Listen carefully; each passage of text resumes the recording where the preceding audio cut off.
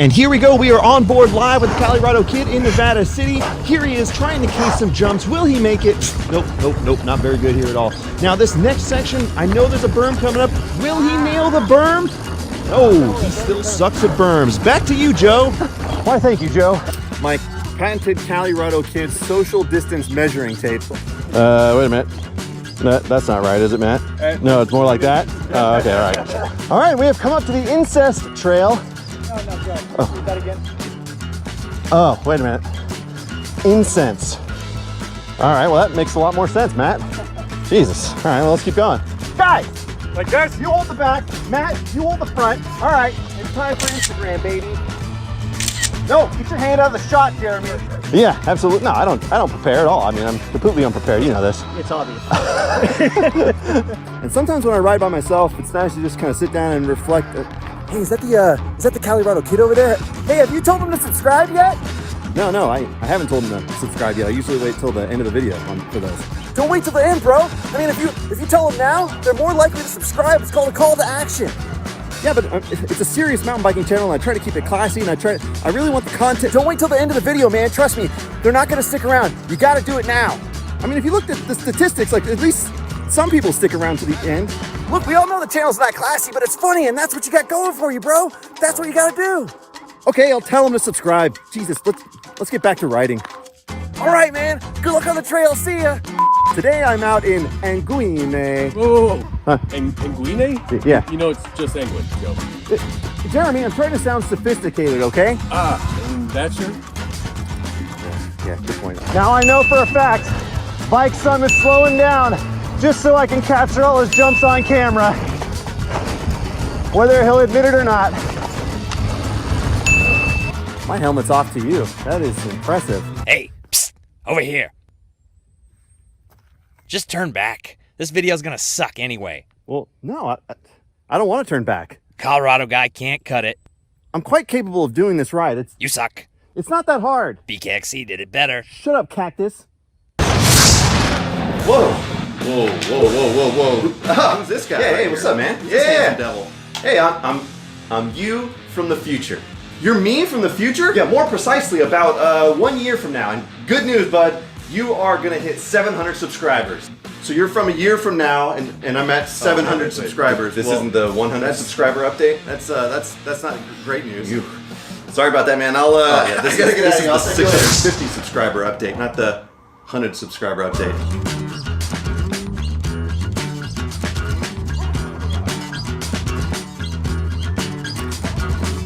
Ladies and gentlemen, something amazing has happened. That's a bug. Jesus, it won't leave. Once it hits your lips, it's so good. And while we wait for people to climb, I think it's important to just kind of dispel this myth immediately. People say that Yeti owners are only dentists. That is not true. Like, watch, for example, sir, what do you do for a living? Dental anesthesiologist. And what do you do for a living? I am actually a dentist. All right, and what do you do for a living? See, I told you guys, not everybody's a dentist. He's an orthodontist. Same thing. And while this doesn't seem like an official sign, I 100% back the message. Don't litter, you filthy animals. So time for another random climbing thought with the Calirado kid. When they say, how much wood could a woodchuck chuck if a woodchuck could chuck wood? Is that implying that a woodchuck can't actually chuck wood? And if that's the case, who the hell named it a woodchuck? Anyways, back to climbing, Jesus. Dickbeard. We called you Dickbeard. I'm sorry. No, you're not sorry. Not yet. Okay, it's always important to have proper hydration. It's also important to have proper nutrition. These are all really important things on a ride. Not to mention proper safety, also very important. And don't forget to wear your, Jesus Christ, they're everywhere. So one thing I've noticed is whenever I wear my glasses, I never get any water on my face. It's just like this, you know, nothing at all. But anytime I take my glasses off, it's like this. So, Vince, tell me, what do you think of the Calirado kid? I think he's hilarious. I love him. Dude, he's a riot. I feel the same way. Hey, this gives me a great idea, Ollie. now that you're here, it's a perfect opportunity for you to help me shoot an 80s training montage of me doing rock rolls. We'll be more than happy to. All right, let's do it.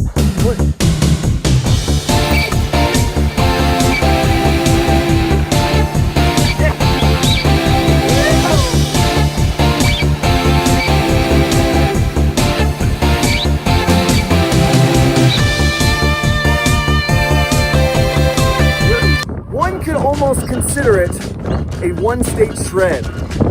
Hey. Hold on, sorry Brian. Put on the hat. Sorry Brian. Little do you know, I have a long history and actually competed in middle school rock river crossing championships in 1993 and 1994. Okay, that's all made up. What the hell are you talking about? Yeah. And now to take a page out of the Calirado Kid Handbook. Here's the trick. If you catch a fish, you have to go find all the other fishermen on the shore, ask how they're doing, not that you care, and tell them that you caught a fish. Any luck? Yeah, I got one over there too. How's it going? Any luck?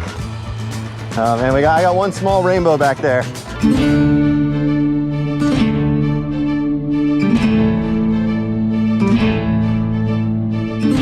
So Tom has tasked me with tying up his boat. And little does he know, I have no idea how to tie a knot. It's still there.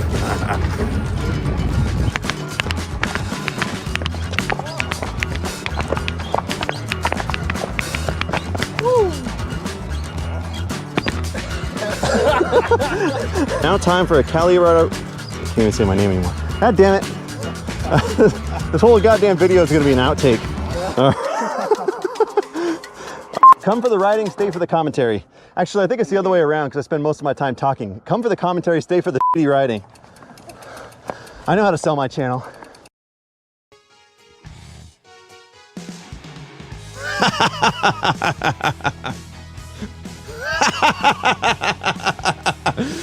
Yes! Welcome in, everybody. I am 100% counting on the fact that you can hear me, that the video's working, and something's going right here, because it's entirely possible that nothing here is working. I'm counting on you in the chat to point me straight. 100%. Let me bring this mic down, and the music might be loud, but I'll be damned if we're not here. Happy Friday night, everybody. Ladies and gentlemen, strap in. I got no way to mix the music, all right? I'm working on it. I wasn't kidding around when I said this is the first ever Calirado Kid live stream. That's not entirely true. That's not entirely true, is it? It's not entirely true. I did an impromptu Christmas special. For those of you that joined in on that one, oh, baby, baby, was that something special. And I got something big in the works.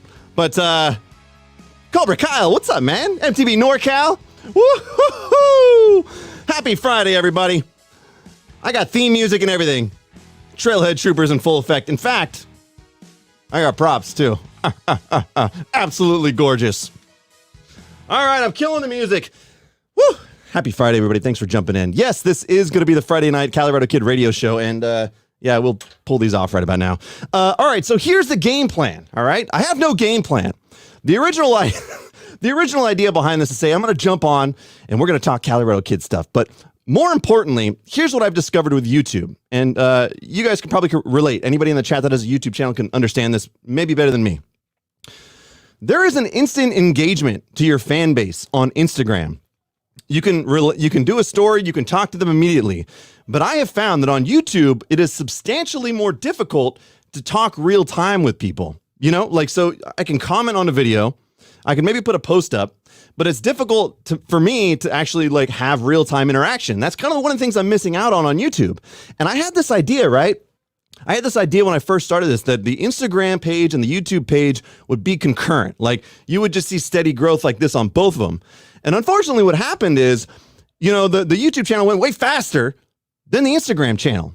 And so as a result, like I think I'm talking to people on Instagram that probably don't watch my YouTube, right? Or there's plenty of people on YouTube that don't see my Instagram stuff.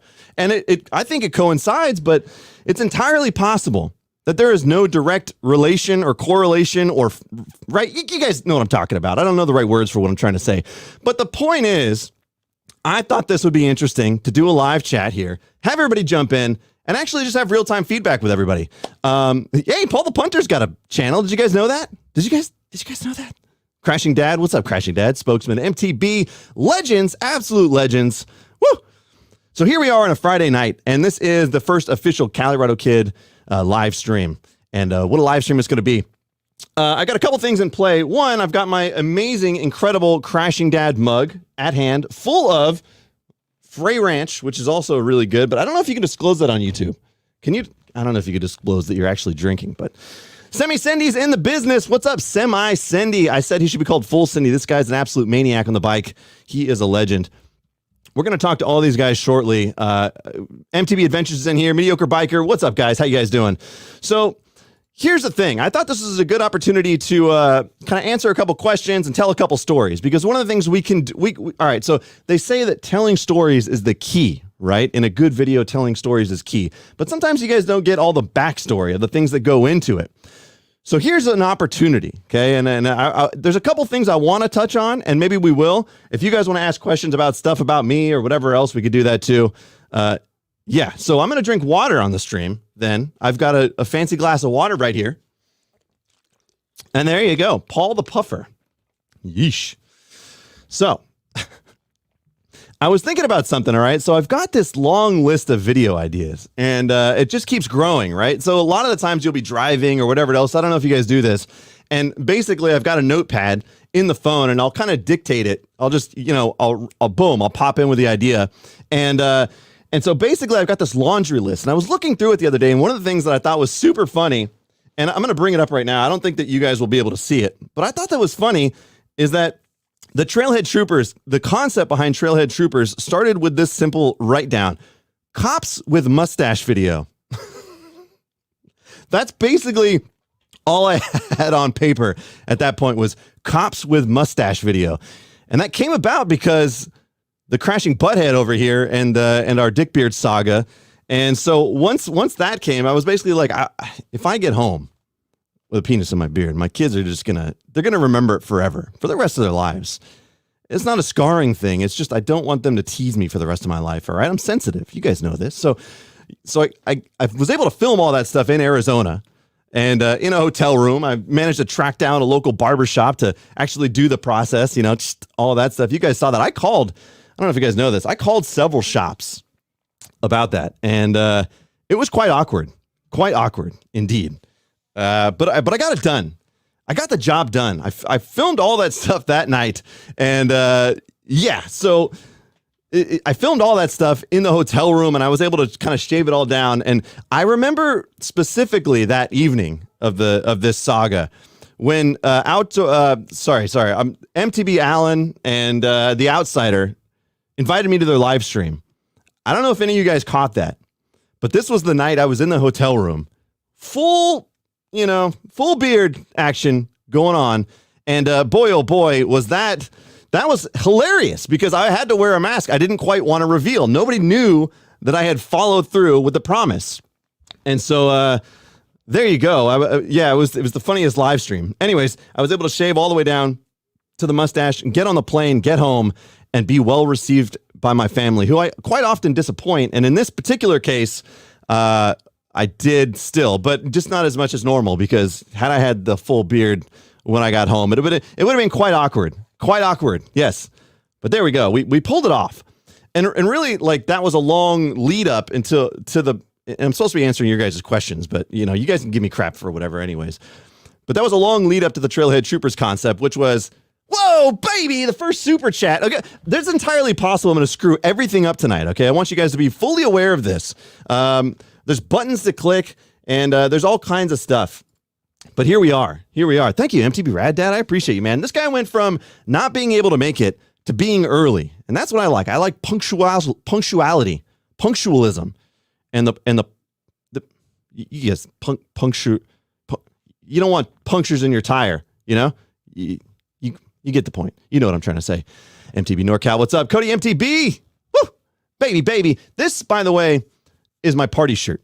Okay, this one comes out at parties only, and that's why I'm wearing it tonight. I'm glad you guys are all here. I mean, there's plenty of stuff that we could talk about. If there's something specific you guys want to know about, otherwise I can rant. I plan on ranting for about 30 to 45 minutes. Again, the original goal and the idea behind this live stream was just an opportunity to kind of talk to you guys. If you had any questions, if you had any thoughts, if you wanted to just talk about stuff, I figured it's a good time, real time to talk to you guys. But of course, I've got plenty of great stories as well, so we can keep moving right along that line. You guys tell me. Hey, MTB Jacob. Hi. That's great. We got spammers already. That means that's how you know you made it. That's how you know you made it. Yeah. How do you make an admin? Okay, hold on. I'm going to figure this out as I go along, ladies and gentlemen. I appreciate you guys. Okay, wait. No, show. Well, I know how to do that now. Fancy. All right. You guys will tell me in the chat. That's fine. Yeah, guys, what's up? I don't want to slow the chat too much. Anyways, Jason Ornelas is in that building. Look at that guy. He's an absolute stud. This guy has 3 kids, a full-time job, and an incredible beard that I no longer have, unfortunately. But I have discovered that once the beard came off, the mustache is a good look. Yeah, it is a good look. Circular breathing. No, I just keep talking. That's all I do. Yeah. Paul, thank you, sir. I appreciate you 100%. And yes. Don't get me too wasted before the end of the night. Whoa, spokesman. Thank you, sir. $1 coming down the pipe. Paul the Punter's in business. By the way, Paul the Punter may jump in later, and Crashing Dad may jump in later. And realistically, there's a bunch of people that can jump in here that they are welcome to do so. Paul is an absolute legend. I don't mean to have him take over my stream for a moment, but I'm going to, because what he did yesterday was absolutely incredible. I mean, we're talking about a guy who decided to put on tights and show his junk to the entire world to raise funds for a charity. And that takes bravery. You know what I mean? That takes bravery.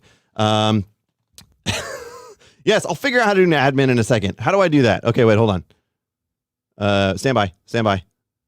No. Add moderator. Boom. There you go. Okay, hold on. I trust up a couple people in here. I'm figuring it out as I go. Okay, wait, hold on. Boom. You guys are maniacs. Yeah, $5,000, guys. And that's really interesting to me.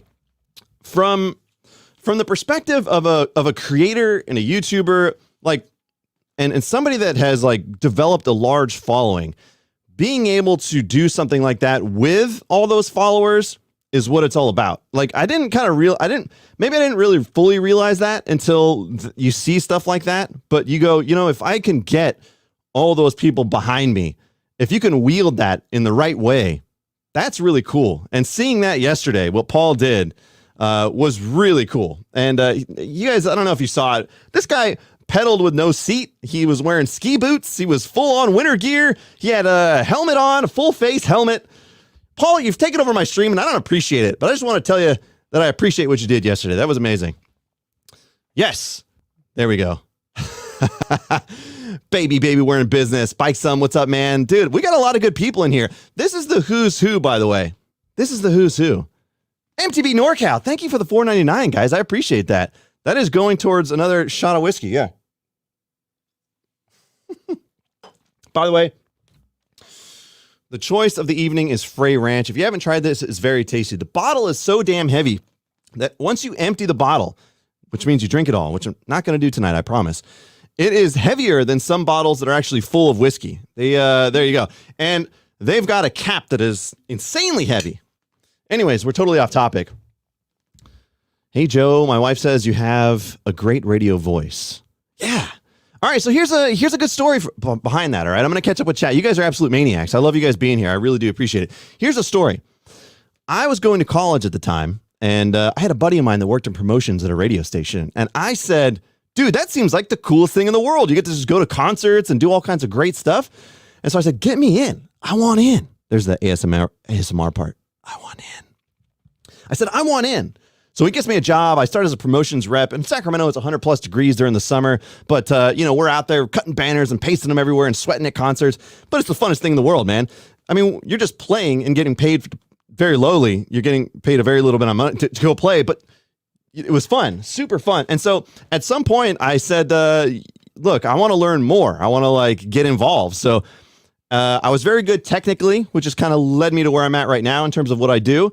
But I also said, hey, man, I want to jump on air. Like, I want an on-air shift. So here's what you guys don't know. All right. Here's what you guys, yes, I have a face for radio. Here's what you don't know. For V101.1 here in Sacramento, which was an R&B and old school station. All right. I want you to just let that soak in. An R&B and old school station. Look at this guy. An R&B and old school station. Anyway, so they bring me in to do the Saturday night old school party. Okay. So I come in late night. We're talking like 9 to midnight, maybe later than that. The Saturday night old school party. And I'll give you guys $10 if you can guess what my radio name was. Because there's no way. It's so absurdly stupid that there's just no way. Vince! Dude, you absolute maniac. I need to get sound effects and all kinds of other stuff like BKXC. He's an absolute legend. He's got his shit together. But I don't, all right? $20, dude, I love you guys, man. That's amazing. I didn't even know how monetization worked, by the way, and I still quite don't understand it. But I appreciate the hell out of you guys being here and doing that, man. That's a huge deal. I mean, it's amazing. That's amazing. You guys haven't guessed my name. It wasn't Smooth Joe. No, it was not Smooth Joe. Dr. Doc. That would be good. That would be good. Wow. Okay, I do have to take another shot. You guys are going to regret all of this. You think I talk a lot when I'm not drunk? Wait until you see what happens when I am. All right? I'm just going to tell you. All right, here we go. Again, another thing I like about this platform is real-time interaction. That's one thing radio is missing, is you can't talk to your audience real-time unless you're taking a phone call, which sounds like crap. All right. Here was my radio broadcast name for the Saturday night old school party. Okay, you ready for it? Joe Foe. Like, it's so absurd that you never would have thought of it. Joe Foe on the radio. That was me. Joe Foe. What's up? What's up? And I would be like, hey, welcome everybody to the Saturday night old school party. You're in here with Joe. You guys know what I'm talking about. But I'm talking in a normal voice now, and that's what matters. Oh my God. So yeah, there you go. Backstories. And again, this is entirely going to be governed by you guys. You can see that if you put me in a tangent, I'm going to go down that tangent. I'm going to keep talking.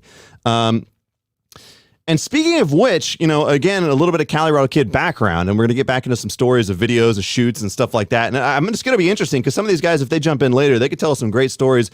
I like some of the background stories behind making videos because, a lot of you guys know about making videos. You're in the chat here already, right? Like, you guys are YouTubers. You guys are content creators. You know the struggles, the trials and tribulations. And it's interesting to hear like what went in, and like you see a certain shot, you're like, dude, that shot was awesome. And the guy's like, I needed 40 takes to get it right. It's always interesting to me. But a side note, on the radio career side of things, I may have mentioned this also. There was a farm team for the Oakland A's here in Sacramento called the River Cats. And they have a stadium. It used to be called Rayleigh Field. It's just outside of downtown. And for one season, they were looking for an on-field MC. And I didn't quite know what that meant at the time, but somebody at the radio station is like, hey, you should audition for that. And so I go over there, and they ask you a bunch of questions, and they give you a mic, and they give you a script, and they say, go to town. So needless to say, I got the job. I mean, obviously, look at me. I'm fucking gorgeous. I get the job. And so now I'm the on-field MC for a farm team for the Oakland A's. So what does that mean? That's not the guy in the booth, right? The guy in the booth has it easy, all right? He doesn't have to walk around. He sits in front of his mic like this, and he goes, here comes Mike Rose to the field. He's batting second, and he's going to hit this ball right out of the field. Right? You know what I mean? I had it hard. I had to walk around the stadium, okay? And we had a shtick going. Okay, first day on the job. All right, I'm getting on a tangent. You guys rein me in if you need to. First day on the job, okay? We're out on the field, all right? I got my script in hand. I got my wireless mic, and there's this guy, Mike. I shouldn't say his name. It doesn't really matter. I don't know if he's still playing baseball or not. I remember his name. His name Mike Rose. And he's sitting at the plate, right, warming up. And this is like a preseason game. And so bear with me because I haven't watched sports in a long time. I just spend all my days mountain biking and making videos like you guys do.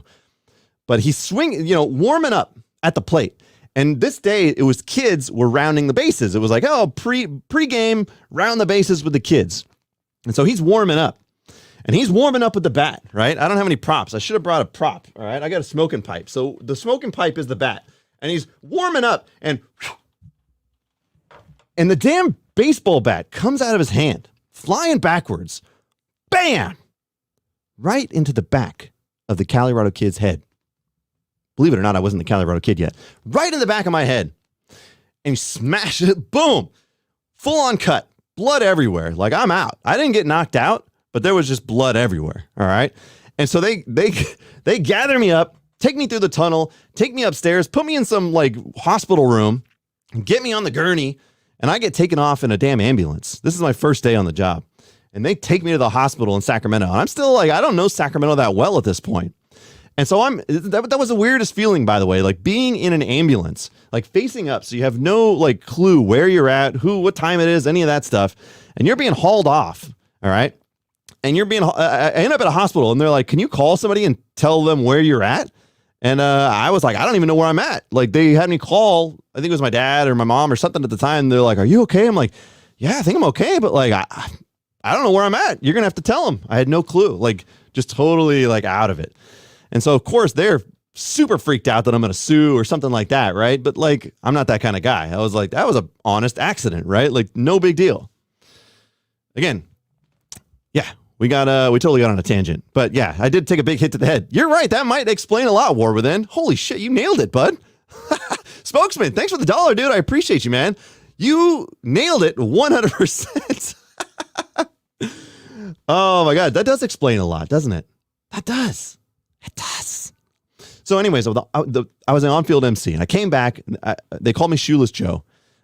My shtick was I would walk around with no shoes on, fully barefoot, running around the stadium, and they're like, that's kind of a liability, because if you step on broken glass, you're going to sue us again. I was like, nah, all right. So anyways, my shtick was I would go out on the field, and I would wait for somebody to take a bite out of something, right? And then as soon as they took a bite of their nachos or whatever, I would come up and go, hey, sir, how do you feel about the game? And they'd be on the big screen. I'd be on the big screen. And yeah, it was a way to embarrass people. And now I just embarrass myself. So there's that. Yeah. Yes, you guys can take shots also. It's going to be that kind of night. Trust me. It's going to be that kind of night. If you got something in your glass, if you got a beer, which by the way, I know I'm getting distracted again. Again, if you guys have any questions for me, let me know. Mountain bikers love beer, and it's funny because a lot of people say that like that takes away all the work you did on your ride, physically fitness wise, and you just throw a bunch of calories down your gullet. So I solved that problem by just drinking whiskey. I don't think there's any calories in whiskey, right? It's like 10 or something. No, Scout's out. What's up, bud? Yes. So if you guys want to hear any stories, you let me know. I got stories for days. Whoa, baby. Johnny, what's up, man? Thank you for the donation, dude. I really do appreciate that. We were talking with Johnny the other day. He was posting on Facebook these rock rolls. You guys, I don't know if you saw my recent video with the rock rolls in Granite Bay, but he was doing one of the gnarliest ones. I think they call it Dead Man's Drop. And he was TikToking the hell out of it. And I was incredibly impressed that he was on TikTok because I'm not even on TikTok yet. And he's lost a hell of a lot of weight, by the way. Impressive stuff. Talking about losing weight like him, biker, that is impressive stuff. Pliny is delicious. You can't give a Yeti chain lube after midnight. That might be true. It might turn into a Bronson. Bullet Old Fashioned. Nice choice. John, I owe you some good whiskey for all the camera work you did on Trailhead Troopers, by the way. Vince, where are you riding? Message me and I might ride tomorrow. I have no plans. I know Bike Some quit drinking quite a while ago. He said he shaved off like 20 to 30 pounds, I believe.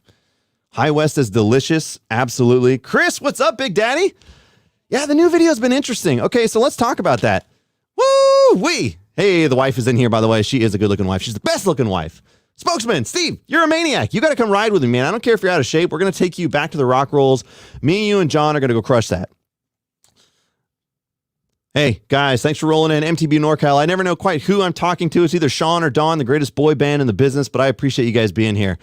Yeah, fitness is overrated. Yeah, I owe you some good whiskey for all the camera work you did. So let's talk Trailhead Troopers, since you guys are in here, if you don't mind. I wanted to, when I did the blooper reel, I kind of wanted to spend a little bit more time on like what went into that. but I didn't really do it. I don't know. I thought like an outtake thing should be an outtake thing. So I decided, again, this is a perfect opportunity to go into a little bit more detail. And again, you guys can tell me whether or not you want me to shut up and do something else. That's totally fine. But here's what happened with Trailhead Troopers. I told you guys that, I'm looking at the notes right here. I told you guys it started out as cops with mustache video. That was what I had in my notes.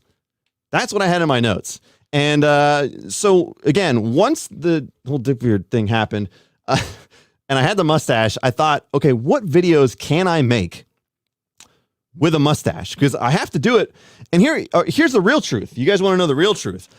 I was like, what videos do I have to make before I grow the beard back? All right, I got to make this so I can get rid of the silly mustache. That was my thought process, okay? Don't fault me for it, because now that you really look at this face, you know how gorgeous it is, right? I know you do. I do. So anyways, here I am thinking, what can I do with this mustache? Trailhead Troopers. We didn't have a name for it, so we started a group chat. And we started getting people on board. I started putting feelers out there, and I started reaching out to people.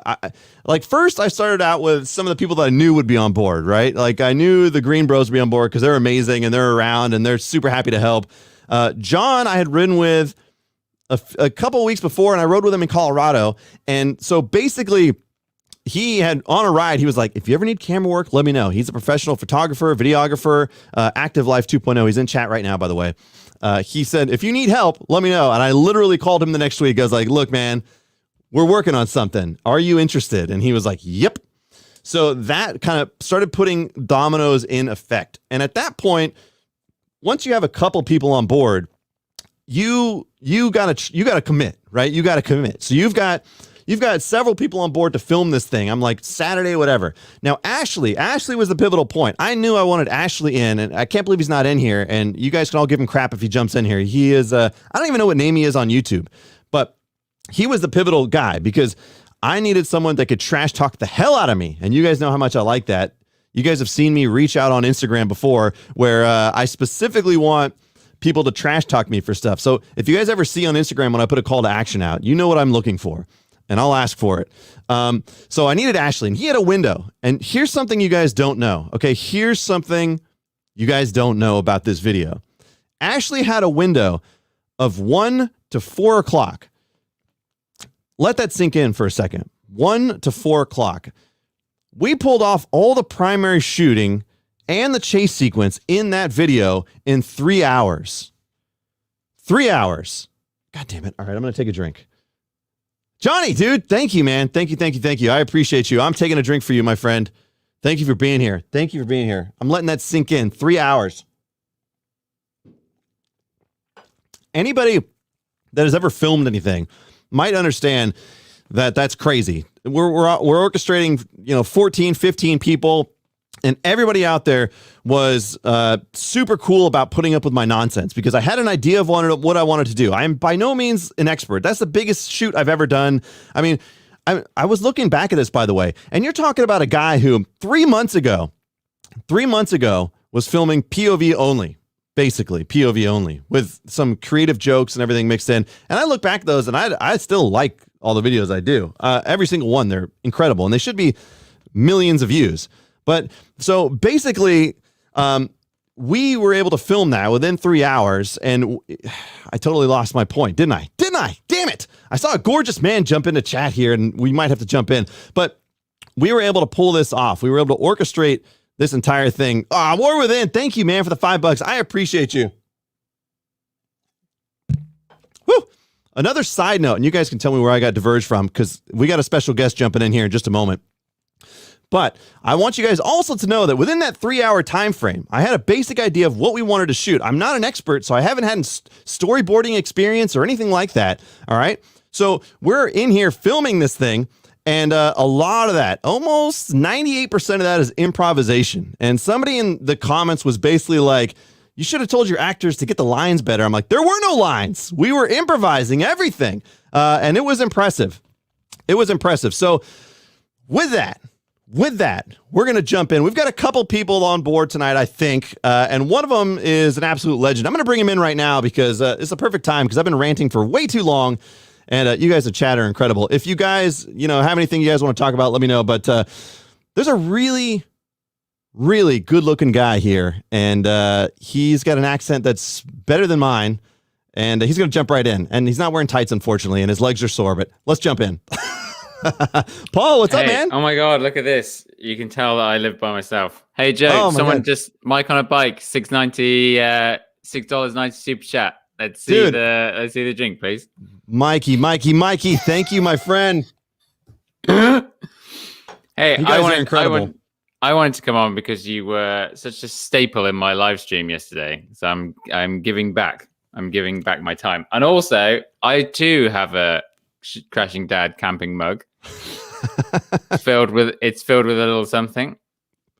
Yes, and, I'm personally drinking. I'm personally drinking Capri Sun. I don't. I put the straw in, then I squeeze it into here. That's because I'm fancy. That's what I do. Oh, amazing! Hey, I want to ask you loads of questions because I have. Yeah. I mean, my inquisitive nature knows no bounds. So, can I tell you something before we jump into your questions? I look like I know something about Mary. Hold on. No. So here's an interesting thing you guys may not know in chat. There was one of the formative moments in this YouTube. I'm not going to call it a career because it's just me making stupid videos. But there was a podcast where Paul mentioned me. He was like, that guy 5 years ago would have been huge, and it wasn't malicious. It wasn't like at first. It's true. I know, no. I totally understood it, but like your first reaction, my first reaction, of course, is like, oh man, that guy, you don't know nothing. But like, it really sunk in, and it actually sat with me for a while, right? Like, and it wasn't like in a bad way, like, because the more I come to think about it and understand it, it got me thinking like, okay. Like it took me a while. I was like, if it's not this, what is it, right? And that's what really started forming the idea behind what else can I do, right? It was like the formative moment that like formed that branching path of how can I make these videos more interesting, more involved. And so it's been a chain reaction since then. Every video is kind of like evolving and changing, and it was a formative moment, man. I just want to let you know that it was your statement that was, again, nonchalant. It was just like, yeah, whatever. But oh no, I said that about 10 times before I said it on the Joey podcast. No, because it's so true. Because you have such an amazing personality. I was just today. I mean, this is my last day of quarantine over here, so I can't do anything else apart from watch YouTube. So yeah, and it was you riding with Shane at Grand Junction, and I could just see. I was like, yeah, this is great, and you would have been amazing if you'd have been coming up at the same time as like Alex. And Brian, obviously, because they all came up together, then, it would have been great. I mean, it would have changed everything, just thinking about it, right? Because like if you were coming up, because really, it was Alex and Brian and Seth, and that's a 3, and people love 3s, they love triangles. And that's probably why, who knows? Maybe that was also a thing why that succeeded. But I was just like, man, if Joe was here before every man and his dog had decided to do a GoPro POV channel, he'd be huge. So, yeah, I don't know. And did you know what, that Trailside Troopers thing? When I saw the thumbnail, I was just like, this is going to be the best thing I've ever seen. And then as I was watching it, I was like, oh, it's good. It's really like the chase scene, exceptional. Chase scene is exceptional. That's made me buy a Skydio. That's why I've bought one, FYI, because of you. But like, it was just, do you know why I say this? Because I could see and I could relate to all the troubles that you were clearly going through. Because that first scene where you pull the guy over and you just get into it, like, was that first take? It was a second take, but that's what somebody gave me shit for. He was like, "Your actors don't." I was like, "They're not actors. These are people that I just like." I was begging people to come help me film. Like it was like that's what it was. I was telling them before the scenes. I was like, "All right, here's how the scene's gonna go. Like here's what I kind of want you to say." But it's again, I have no experience film, like a mild experience, right? But I could just tell, like when you have that group scene. I think this is where I stopped watching it the first time. Yeah, you have like the group scene. And you're just like acting like probably a professional quality level of acting. And the camera guy is like pointing at your back. And I'm just watching this like, Oh my God, if I can just relate to Joe so much right now, because he's probably going, what the fuck? What the fuck are you doing? No, this is what you want to say. Hey, guy that I haven't paid anything and has given me your time. What the fuck are you doing? like, why aren't you taking my Spielberg level of direction? And why aren't you like pointing the camera at my face? Maybe, but I could just. And then when you said that you had between the hours of 1 and 4 p.m. to film it, I was like, I too can relate to that. Yeah. Yeah, it was a rush. It was a rush. Like I was like, all right, boom, we filmed that one. Let's move to the next one. Boom, we filmed that one. Let's move to the next one. We learned a lot. And like a lot of the stuff I'm doing now is to like hone my skills for the next one. Like it's just going to be bigger and better. But like, I love the concept and I love like, dude, there was so much behind the scenes. Yeah. You could see the rough edges. Oh, for sure. I think you could almost make it like smaller, like shorter episodes. Yeah. Like if you look at people, there's people like, do you know who Gus Johnson is? No, I'll look it up though. He's like, he's a comedy guy on YouTube and he does like literally 20-second videos, right? I highly recommend that you watch one called like, Who Wants to Be a Millionaire Guy. It's just like the punch. It's so short, but I can't ruin the punchline for you because obviously that's what kind of person would I be. But he's done loads of these kind of short videos and they do really well. And I wonder actually if YouTube is doing something, not just the shorts thing, but kind of throwing out some shorter videos in general. Yeah. Because if I were to go onto my computer right now and go to my YouTube homepage, ages, it's you in the top left. The top the top left square has been like a 30-second video or a 15-second video. And it was like that over and over and over again. And I think actually it stopped because I said, hey, the top left square. And they're definitely listening to you, aren't they? So, but did that, I have to wonder, like now, somehow people are able to link their TikTok to YouTube or something, right? Because I saw Brian doing it recently. No, you just do hashtag shorts in the title or the description. It's mind-boggling how little I know about this YouTube process, and I upload videos all the time. It's absurd. It's absurd. Well, if you started 5 years ago, Joe, you would have been amazing. I know. Yeah, I want to know. Listen, I want to know more about you. Okay. Fuck me. Who cares? Yeah, I will. If I come to Whistler, I will. Trust me. So what do you do for a job? Have you done that? Is that secretive? Are you like no. It's MTV writer? We talked about it a little bit. So basically, my job is a broadcast engineer. So I work in radio, in shorts. I know a short stint in TV, but I'm a broadcast engineer. So my responsibility has been for the last many years has been to build radio studios, maintain facilities, maintain transmitter sites, things like that. So for a long time, I have been on the technical side of the creative process. And one of the reasons to start the channel was like, I've always found myself creative, but I found myself losing that creative edge because I was thinking so technically all the time, right? Like, you know how your brain kind of just focuses in on his own. And so I found like people would say something, I mentioned this before, and I would kind of like, I wasn't as quick-witted as I used to be, right? And I was like, I didn't have a comeback, and I was kind of disappointed with that. And then I saw everybody doing it, and I was like, man, it looks like so much damn fun. And so I kind of knew that I had a thing to say, and I did it. But that's what I do. I'm blown away that you're not a professional radio host. I don't understand. Yeah. So the story behind that is, by the way, like, okay, so I was on the radio. I had the Saturday Night Old School party. Was it Joe Fo on the radio? Why not Joe Flo? Like who the hell knows at the time? I was like, as in Fo the food, PHO. Was that it?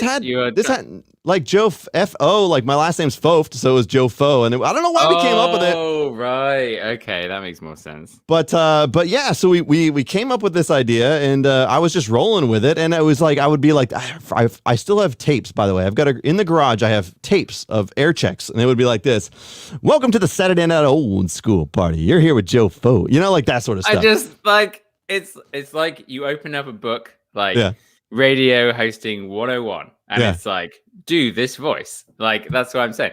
Also, a funny coincidence here, spokesman MTB, the legend, he's a graphic designer, but also he does voiceover work. Ooh. Yeah, and I've chatted to him. He's doing some designs for me. And like Also, this dude has been given $1 like every few minutes here. Spokesman, you're a maniac. You haven't done a shot for him, so you got to do a shot for Steve there. Steve, you're incredible. I rode with Steve in Colorado on a BKXC chasing Epic trip, and he is the coolest guy, and he is one hell of a storyteller. His videos are like captivating. He did a recap that is a million times better than anything I've ever done. Also, bike Som LMA Joe. That's great. That would be a good LMFA Joe. That's what I would say. Yeah. Bike Som LMFA Joe. Good. Do you know he dropped me a DM while I was back in England, and he said, "Hey, BKXC in Colorado." I don't know if this is his voice, by the way. I have a generic voice for people that aren't me, and this is it. Yep. So. Do your American accent. You'll be fine with that. What's his name? What's his name? Doing that again. Someone has already been onto Aaron Gwynn's Instagram page and like said what I said on his thing, and I'm like, "Don't do that, guys. Shut up. He's bigger than me." So, anyway, Bike Somebody's like, blah, blah, blah. Oh, yeah, I'm not only am I starting a mountain bike YouTube channel, but I'm a professional golf coach. Well, that was it. It's just there like, I know I shouldn't, but look, my backswing is blah, blah, blah. Yeah. So the behind the scenes with that was like, he was like, we ride all the time together, and he's the coolest guy. His channel's great. Like all these things fall into place. And he was talking about it. He used to be, so he has an interesting story, by the way, Bike Som. He's a golf pro. He probably told you this already, but during the California wildfires and COVID first hit and he got laid off, and then the fires hit and burned down the damn resort that he worked at. So that's kaput. That's crazy. And so we ride all the time. He's an amazing rider. And we were talking the other day. I was like, dude, reach out to Paul the Punter. He's got a golf channel, for Christ's sake. Like he could actually use your suggestions. And so I'm glad that he reached out, because it's like, it's the coolest thing. Nightmare. I can't believe, like, it must be a golf pro's nightmare to have, So it'd be like a bike mechanic. Do you know what I mean? Like, you have a friend that's a bike mechanic, and it's like, just while I'm here, would you mind? And then, here I am. Sorry, hold on. I was just exploring something. Okay, great. I was just exploring the new Joey podcast. I just started playing in my head, and like, shut up, Paul. Yeah. So. I interrupted myself. The irony. Yeah. So it must be like having a bike mechanic friend. It's like, Steve, my brake's a little bit. I don't know what it is. Would you mind? And it's like same thing with golf coach. It must be. He's probably going to chime in here and say like, totally. By the way, he is also the same way when it comes to bike stuff. He's like, your brake lever's about 1.5 millimeters off. I'm like, damn it, get off my bike. You talk too much shit about my bike. We have somebody behind the scenes. Paul, we have somebody behind the scenes, by the way, that is a big fan of yours. And he'd like to come on board right now. Is that okay with you? He's good. He's good looking. No. It must be Nene. It's not Nene. It's got to be Nene. Yes, Nene. Hey. Yes. How you guys doing? Excellent. We're finding out more about Joe. I know. I really want to know more about Joe. Yeah. So if you guys have questions, ask him. I'll answer them. To the latest. Welcome everyone to the Joe podcast. Because you guys took over. Damn it! 2 nights ago we didn't have a guest, so here we go. Yeah. By the way, the one with Ollie was fantastic. That guy is one hell of a personality, man. God damn. Legend. I was cracking up. Like, it was hilarious. Yeah, he's been in like every mountain bike movie. Like he was in do you know Death Grip? Did you watch Death Grip? Probably not. It sounds familiar. There you go. Classic. Every time. And it was on Netflix. Like, put it that way. It was a stunt bike movie. It was on Netflix, and Ollie was in it. Like, he's just everywhere. Like, he really is. I don't know why. He's one of the people that should be like a millionaire from mountain biking, but that'll never happen. Look at freaking Jesus, he's still setting up lights. Come on, Jesus. Where's that Bland's bottle I sent you, by the way? You know, I can't figure out how to open this. How do you open this thing? You just pull that tab. Okay, shove it down. Pull it, and that's the wax. There you go. Oh, I sent Shane this bottle about 2 months ago, I think. And you have to keep the top because each top has a letter, and you got to collect it. It'll spell Blanton's. Oh, nice. I've been waiting for this special occasion. That's a great way of getting you to buy whiskey. Look, we want to find more about Joe. Yeah, ask me a question. Yep, good. I want to hear good. your story. Keep me on target. Okay, here's a question. Yeah. So when Brian was starting his YouTube channel, did he tell you? Must have told you about it because you're pretty good friends. Is that? Yeah. Have we got that right? You're pretty good friends. Yeah, no, at the time I didn't really know. Like I was fully caught up. I think at the time that he started it, but you were biking. You were biking with him. Have you been biking? as long as no. At the time, I wasn't even into mountain biking. I had a casual hardtail. I had a Specialized. I was never full. Like I had never really mountain biked. Like I'd gone out on casual trails, and so we're talking like. Wait, what is he laughing at? I just immediately just manifested a character of a casual hardtail. Do you know what I mean? It's just like doesn't really care. Just okay, my brain. I'm gonna remind you guys in chat. Remind me later. I'm gonna come back to this idea that I had for trail splaining, but it's a concept for a video I've got. But we're gonna talk about that later. So, no, I found Brian like I for whatever reason he posted maybe something about it on his Facebook or whatever it was, and I was like, whoa, he's doing mountain biking stuff. That looks pretty cool. And the funny thing is, like, it took me a long time to fully like commit to the whole process. Like. We would talk. I would like message him like, dude, that was cool. That was amazing. Like, but for whatever reason, it didn't sink in that I needed a mountain bike in my life. It took about a year. And then I really sunk in and I was like, holy hell, do I need a mountain bike in my life? And so like, I'm pretty new to the sport realistically. Like I was a casual rider. I'd never rode a downhill trail before. Right. And so we're talking, how long had this channel been? A year. So I maybe started it a year and a half after I started riding, maybe or so, maybe less. And what the hell, dude? So good. So yeah, no, when I found out he was doing it, I would just message him all the time. Like, dude, that was so cool. I would watch everything religiously. Like, even though we were buds, I was just like so fascinated by it. And I can't believe it took me so long to like get involved, you know? That's crazy. But about YouTube what about YouTube then? So do you know about his foray into YouTube and all that? I knew that's how I kind of found. Stop. Charlie Hicks, drink. Whoa, Charlie, baby. I have music sound effect. I didn't put enough sound effects. Can I put a sound effect on? Hold on. Let me see if this. You guys Do you have a flatulence? Okay, hold on. No, hold on. Stand by. Let me the flatulence 1, flatulence 2, flatulence 3. Okay, wait, hold on. I got. So with a setup like that, you must have a stream deck of some kind. Here we go. You ready? Oh yeah. Did you guys hear that? Oh yeah, it's like a BKC stream. Oh yeah. What other wrestlers do you have? Go, bub. Boom. There you go. All right, we took a shot. Thank you, Charlie. Appreciate you, man. Appreciate you. So no, like the only like I knew that he was doing the YouTube thing, and I just watched religiously, and I would always just talk to him about it, and like it never even occurred to me that I would do that. Like I don't know, like. But something snapped at one point, right? It's like everyone sees everybody doing it. You're like, man, I kind of want to do that. But yeah, no, watching him was like, we would just talk about it. And I didn't really know about the world of mountain biking until I watched his. Like, I remember specifically like watching one of his videos and I was like texting him. I was like, why is your bike so noisy? You know, like I didn't understand the hub. Like I didn't even understand like why I was like, you know what I mean? Yeah. Yeah. I'm still an idiot to this day. Like, obviously you guys know that. What questions do you have? Do you have any bike questions that maybe this is the time, like some kind of biking agony on? I recently installed a damper in my front fork, and I got more dampening now. You know, that's good. No, you don't have more dampening. No, you don't actually, Joe. I know you're joking, but unless you don't throw have it in more the river. Dampening unless you get it wet. Yeah, yeah. Damping. Is the thing that controls your suspension. Yeah. Dampening is throwing water on something. Or something else. Yeah. Yeah. Yeah. So if I was to use it in a sentence, I would say I dampened Shane while I was in Colorado. Yes. Is that exactly? No. Yeah. Okay. That'll work. Yeah. No. Okay. Fair enough. That's the extent of my education.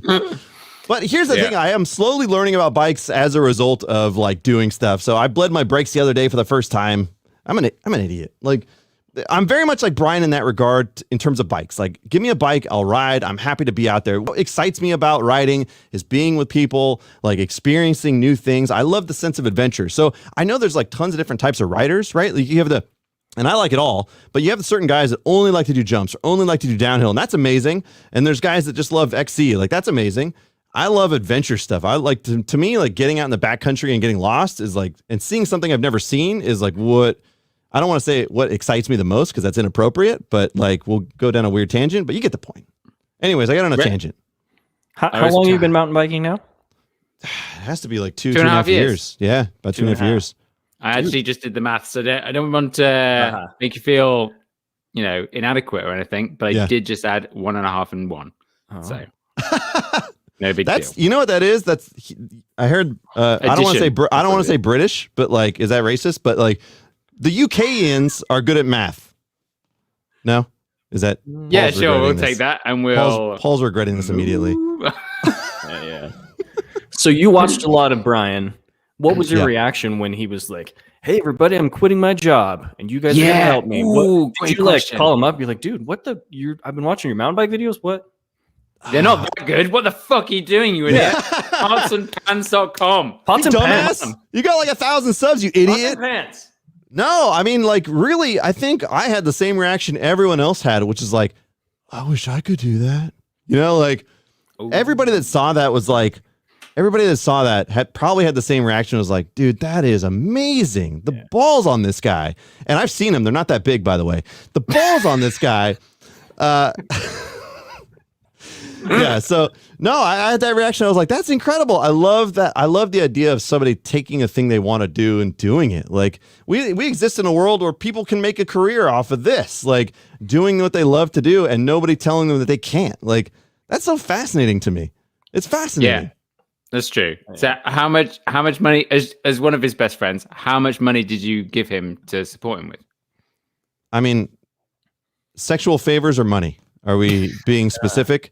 No, I mean, I've been a Patreon of his as soon as he started a Patreon and stuff like that. I've given him gear. Like, he was working on building a studio and I gave him thousands of dollars worth of soundproofing and stuff. Like, I'm always there. I tell him at any point, if he wants me to come film something for him, I'll do it. Like, he never takes me up because he's always busy and he's always doing other stuff. Usually we just go casually ride or something, right? But like, I'm always available. And actually, I talked to Biker the other day and he helped me with Trailhead Troopers and stuff. I'm the same way, man. Like, I don't need to be in the video, but if you need my camera, like, I'm happy to help. Like, it's interesting now. I'm getting more involved with the creative process. So I'm like, dude, if you need me to come just get shots of you, I'll do it. Like, I'll wash your clothes. I'll wash your bike for Christ's sake. I will hold your penis when you're at the urinal. The urinal. Yeah. And I know I haven't done it since high school, but I'm willing to do it again, even though we're grown men. Just don't put it in a video, all right? That's all I ask. Spokesman. It's like added up to 5, right? Steve. Yeah, you do it. Hey, I'm not going to do that because, guys, I've barely drank for like 5 months. So I've had a few sips of this poor man's whiskey over here. Already feeling a little bit buzzed. Not gonna lie. Yeah. Okay, so we're all connecting you to Brian. That's your claim to fame. But I want to know, you just did Trailhead Troopers. What's next? I know you got more episodes, but you said you got a notebook full. What's next? So I've got a lot of stuff. Okay, let's talk about... It better be good because me and Shane are going to judge you super hard. Okay, you guys want to know? You really? Yeah. All right, here's a couple... I've got a couple themes in the pipe already. But the concept that I came up with the other day, and I asked several people, and as far as I know, there isn't a term for this. So Paul, you've been in this industry for a long time. You might know.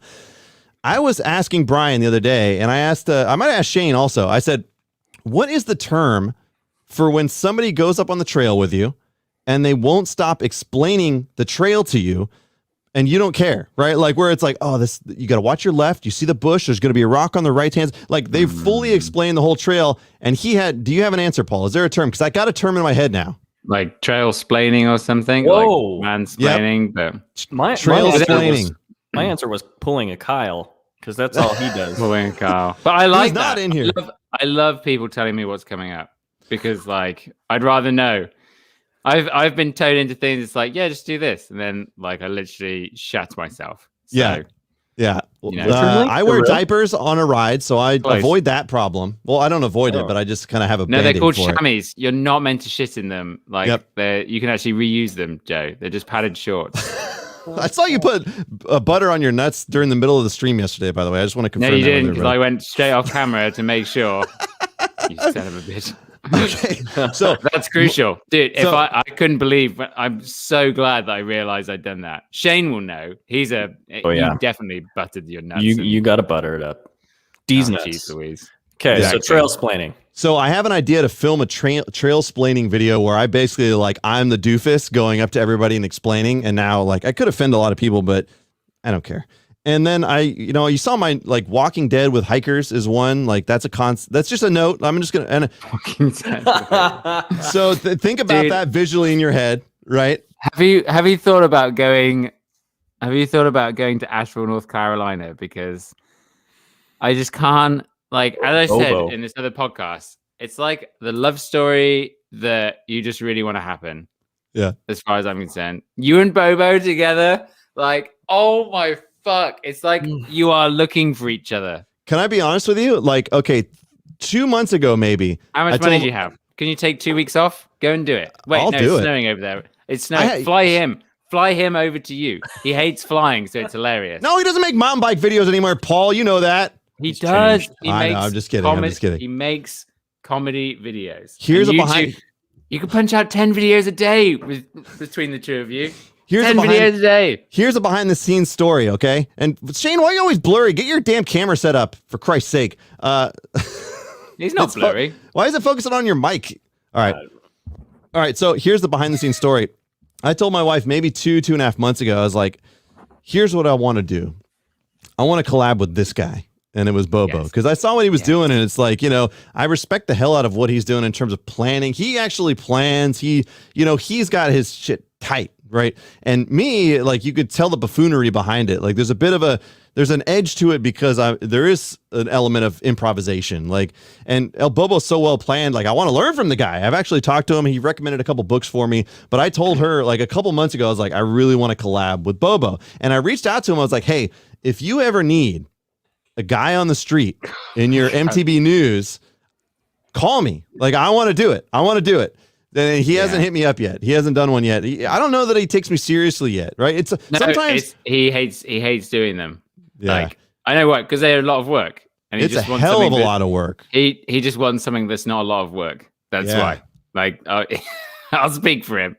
He's like, oh, it's too much work. But when he gets it right, it's so funny. Like that Trek one with the Trek owner that had made so much money from the pandemic. I was like, fucking hell, this is amazing. I mean, if that's all his channel was, he'd be like incredible. I mean, he's already incredibly successful in my book. Like, he's making great stuff. Like, I love it. Like, yeah, that stuff is. I always comment on his videos. I'm like, I don't think anybody understands how hard this is. Like, all the green screen work and everything. And his impersonation of you, spot on.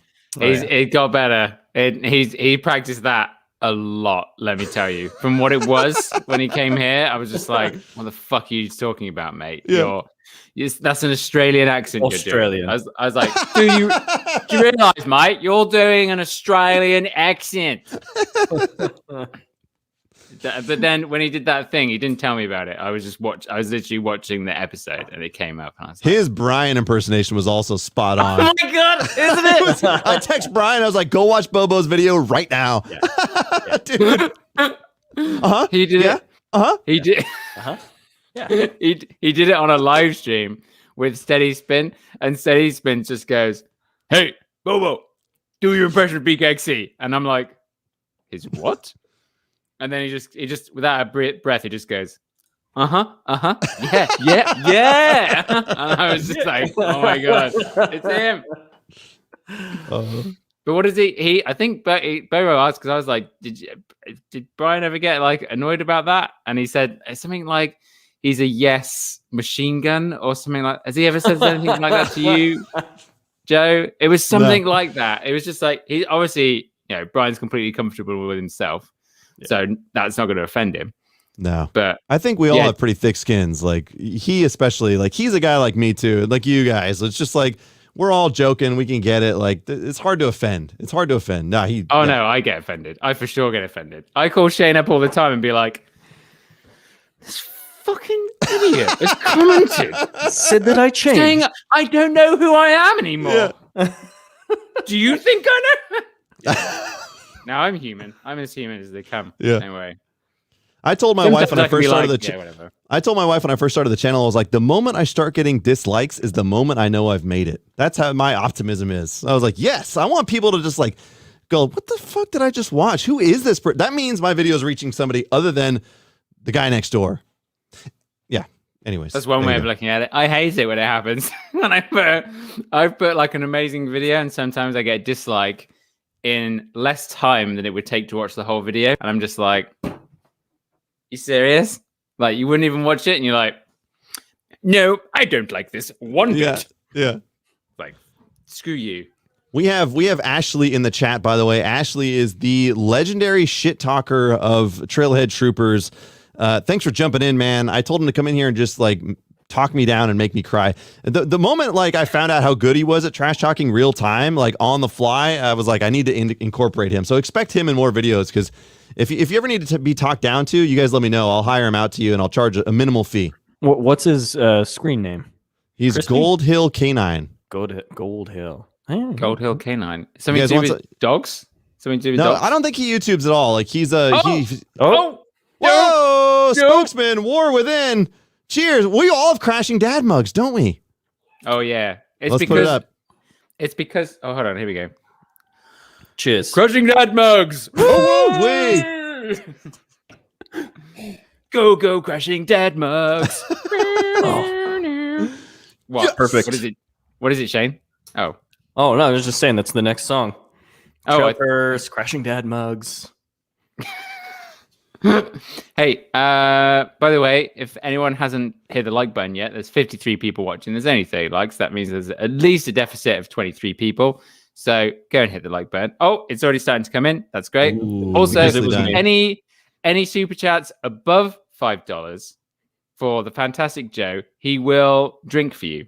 So if you want to live vicariously through someone, maybe you're in a synagogue, maybe you're at a family dinner right now and you can't get drunk, Joe can do that for you for the very low price of $5 American. That's reasonably high proof. It's not that bad. Luckily, I didn't choose a barrel proof bottle tonight, but if you guys haven't tried Frey Ranch, their stuff's really good. There's a plug. I can't. How long have you been into whiskey and stuff? Quite a while. I've got a huge bar. How many?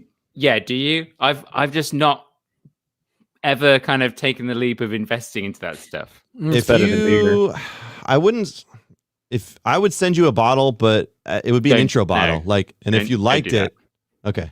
But when I come to Whistler, I'm gonna let you know. I'm gonna bring some really good bottles. Yeah, of course. And you're and more than happy to stay here because you'll help me make videos. So I'll just film for you. I'll just film for you. What? Whoa! Whoa! Holy hell! God damn it, Steve! All right, here we go. You're a maniac, dude. All right, you're a maniac. You've just seen what's happening. No, He's actually got to drink snort right out of the it. bottle. He's actually got to snort it for $50. So, guys. No, actually, you really want to know how it's going to go down. Let me just. What? An enema? Oh, God! Whiskey enema. High proof. It's high proof. It's high proof. Spicy. Steve. There's the ASMR. Ladies and gentlemen, portion. if you're enjoying the kind of entertainment you're seeing for the low price of $5, that entertainment's going to carry on. So hit that button and let's keep this Hain train rolling. Wait, here we go. You guys ready for this? Oh.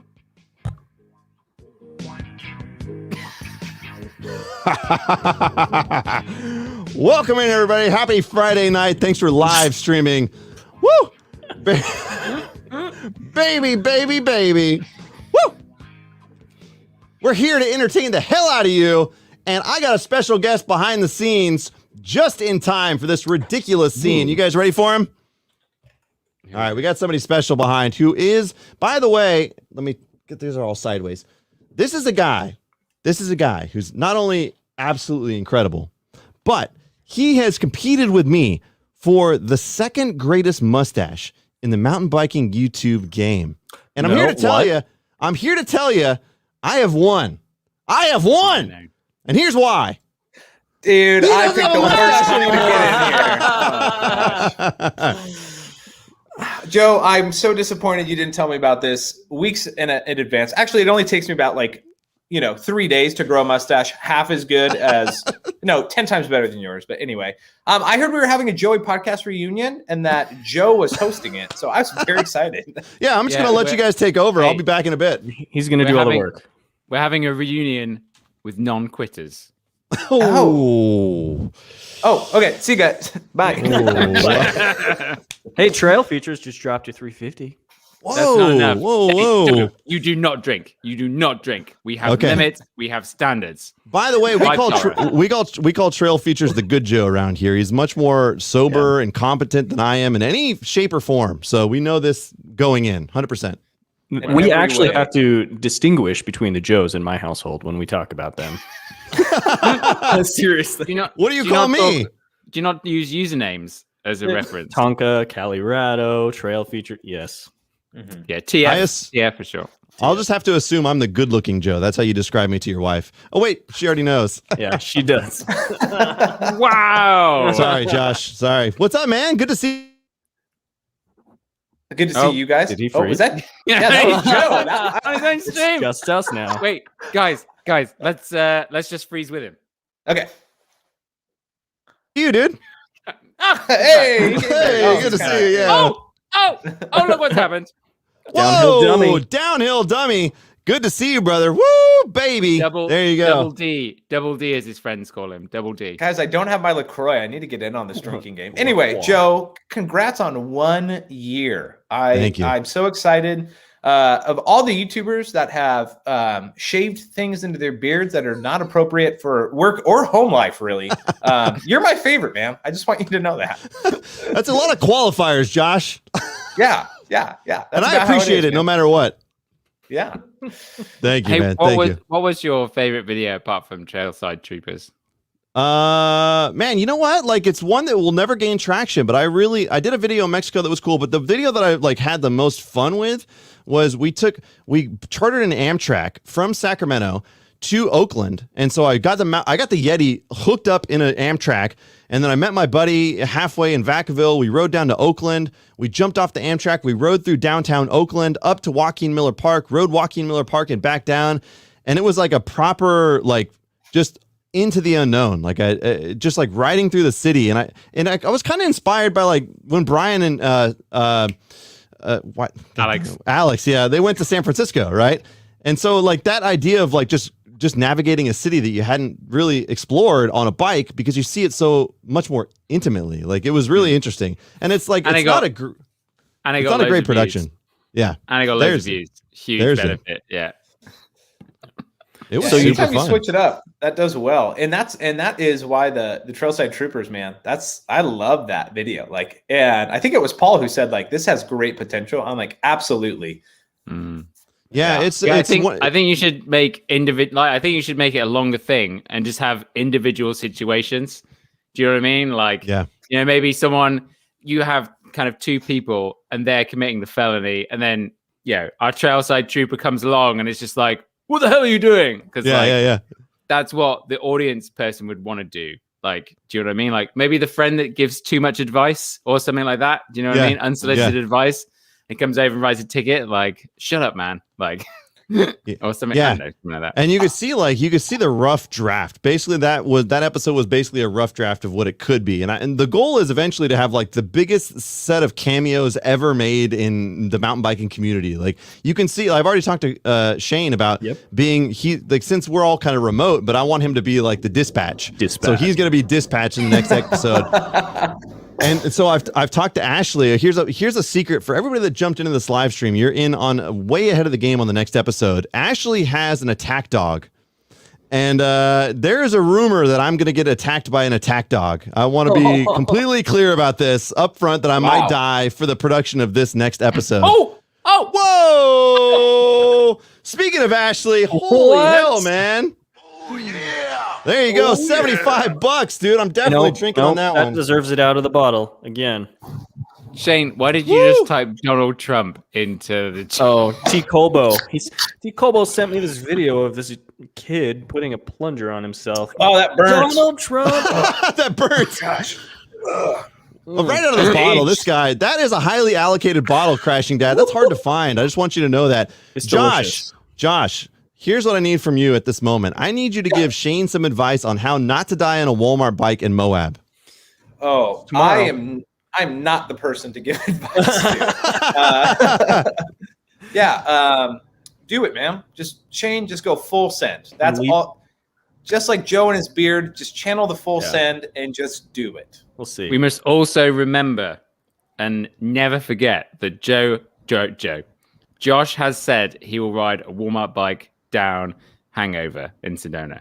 Oh, Well, Is that what I true? actually said was the white line, but No No, way. no. yeah, In my yeah, I did.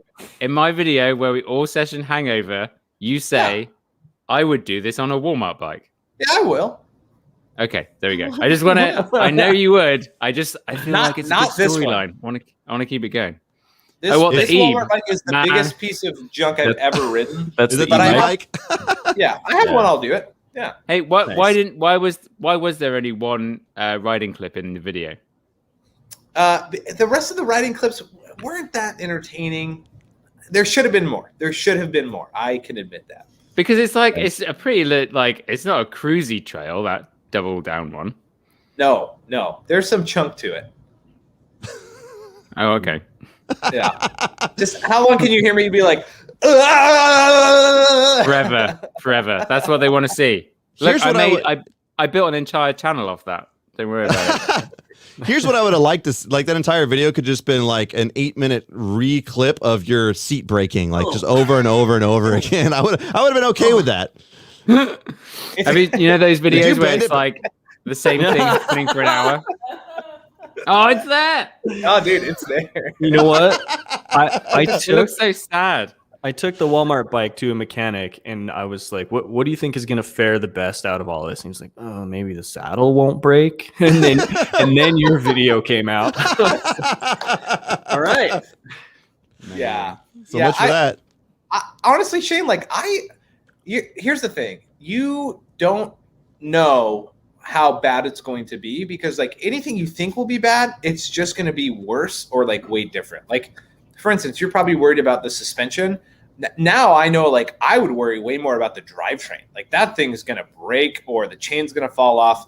And, like, yeah it's going to be like riding a rigid, but if you can't pedal, that just wrecks your life, man. All right, I'm prepared to bring a lot of snacks to hike out. Wait, you're going tomorrow, Shane? You're doing this tomorrow? I'm leaving 6:30 a.m. for Moab. Yes. Don't drink. Jesus Christ, stop drinking. Like, you can't I want to drink more, Paul. give yourself a chance. Shane, I'm stoked for the video. I'm very stoked for that. We'll see how it turns out. We have talked a lot about it, haven't we, Shane? We talked a lot of shit on your video the other night. It Which hasn't come one? out yet, huh? The Joey podcast. Which We got- video? On his Walmart video. Oh, on Josh's video. Yeah. Yeah. I was Yeah. confused because I've done one as well. I was like, I mean, production quality could have been better. I don't know. Like, Welcome to the behind the scenes, ladies and gentlemen in chat. You're getting behind the scenes of the Joey podcast. look, we want to know more about Joe. Yeah, This, I was gonna this, say- do you know what this is called? This is the Joe Y podcast. As in, Oh, why yes. don't we know more about Joe? Joe. Yeah. Yes. So, Are you Josh, going to jump on the Walmart bike train, Joe? great question. Hell no. Okay, No, I leave that to more talented people than me. God, I spent way too much money on this damn YouTube thing already for making nothing on it. Other than the admiration of everyone in chat and my channel. That's about it. And that's really what I thrive on. You guys are well aware of this. You just got monetized. How is that though. Sony? Oh yeah, Huh? you did. Yeah. What happened? You just got monetized, right? Yeah, just this recently. live stream is going to give you a payout. Yeah, I honestly I'm still learning how that works. What the hell? I should research what the hell I'm doing. I got to ask you guys more questions. I won't do that on air, but I'll ask you guys behind the scenes. Like, I'm a mess. I'm a mess when it comes to like planning and things like that. Again, my specialty has always been improvisation and being able to just kind of adapt to a situation, which is sometimes detrimental to the filming of a video, but it's also sometimes good because like that thing that comes out that you just didn't quite expect sometimes is the gold, right? You just never know. So that maybe that's part of the uniqueness, the uniquitude of the Calirado Kid. I don't know. How's that Sony, by the way? Oh my God, the A7S III, and I'm not going to call it 3 because it says III on the box. So I'm going to stick with the Roman II. numeral. Yeah, I don't want to sound classy, like the Super Bowl. They had a chance to get out of 50. They had a chance to get out of the Roman numerals, and they didn't do it at Super Bowl 50. All right, now they're back to L5 or what? I don't know what the hell. I can't keep up. A7S the third. Yeah, Nice. That's Good classy. one. Yes. that is the best camera I've ever used. I mean, obviously it's pricey, but and that should be an obvious statement.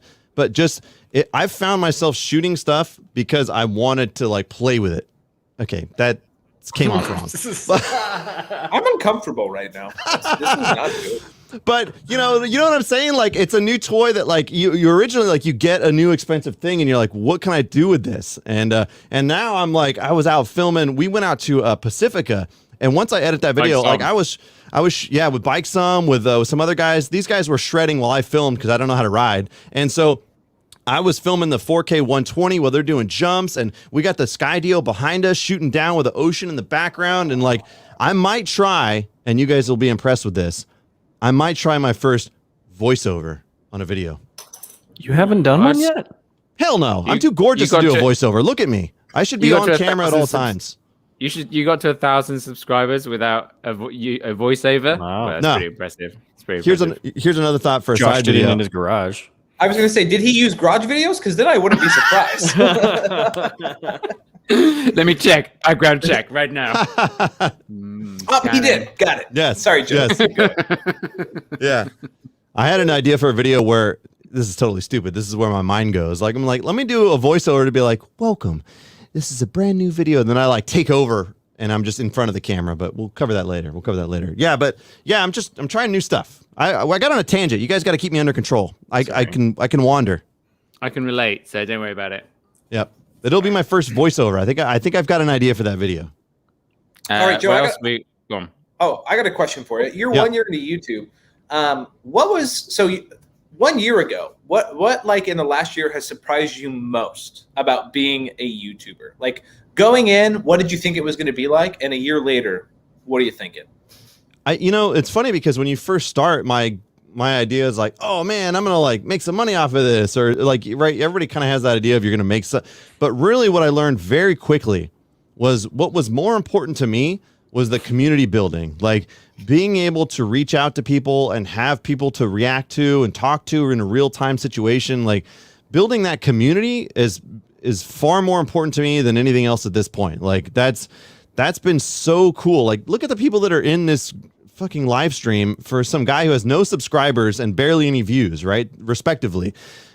I think it's so interesting, and like being able to go. That's not your value. The potential. Like, you're not measured. You can't be measured in views and subscribers. That's absurd. Sure. Otherwise, you I would never measured hang out in with inches. Shane. I say that, yeah, Shane in inches.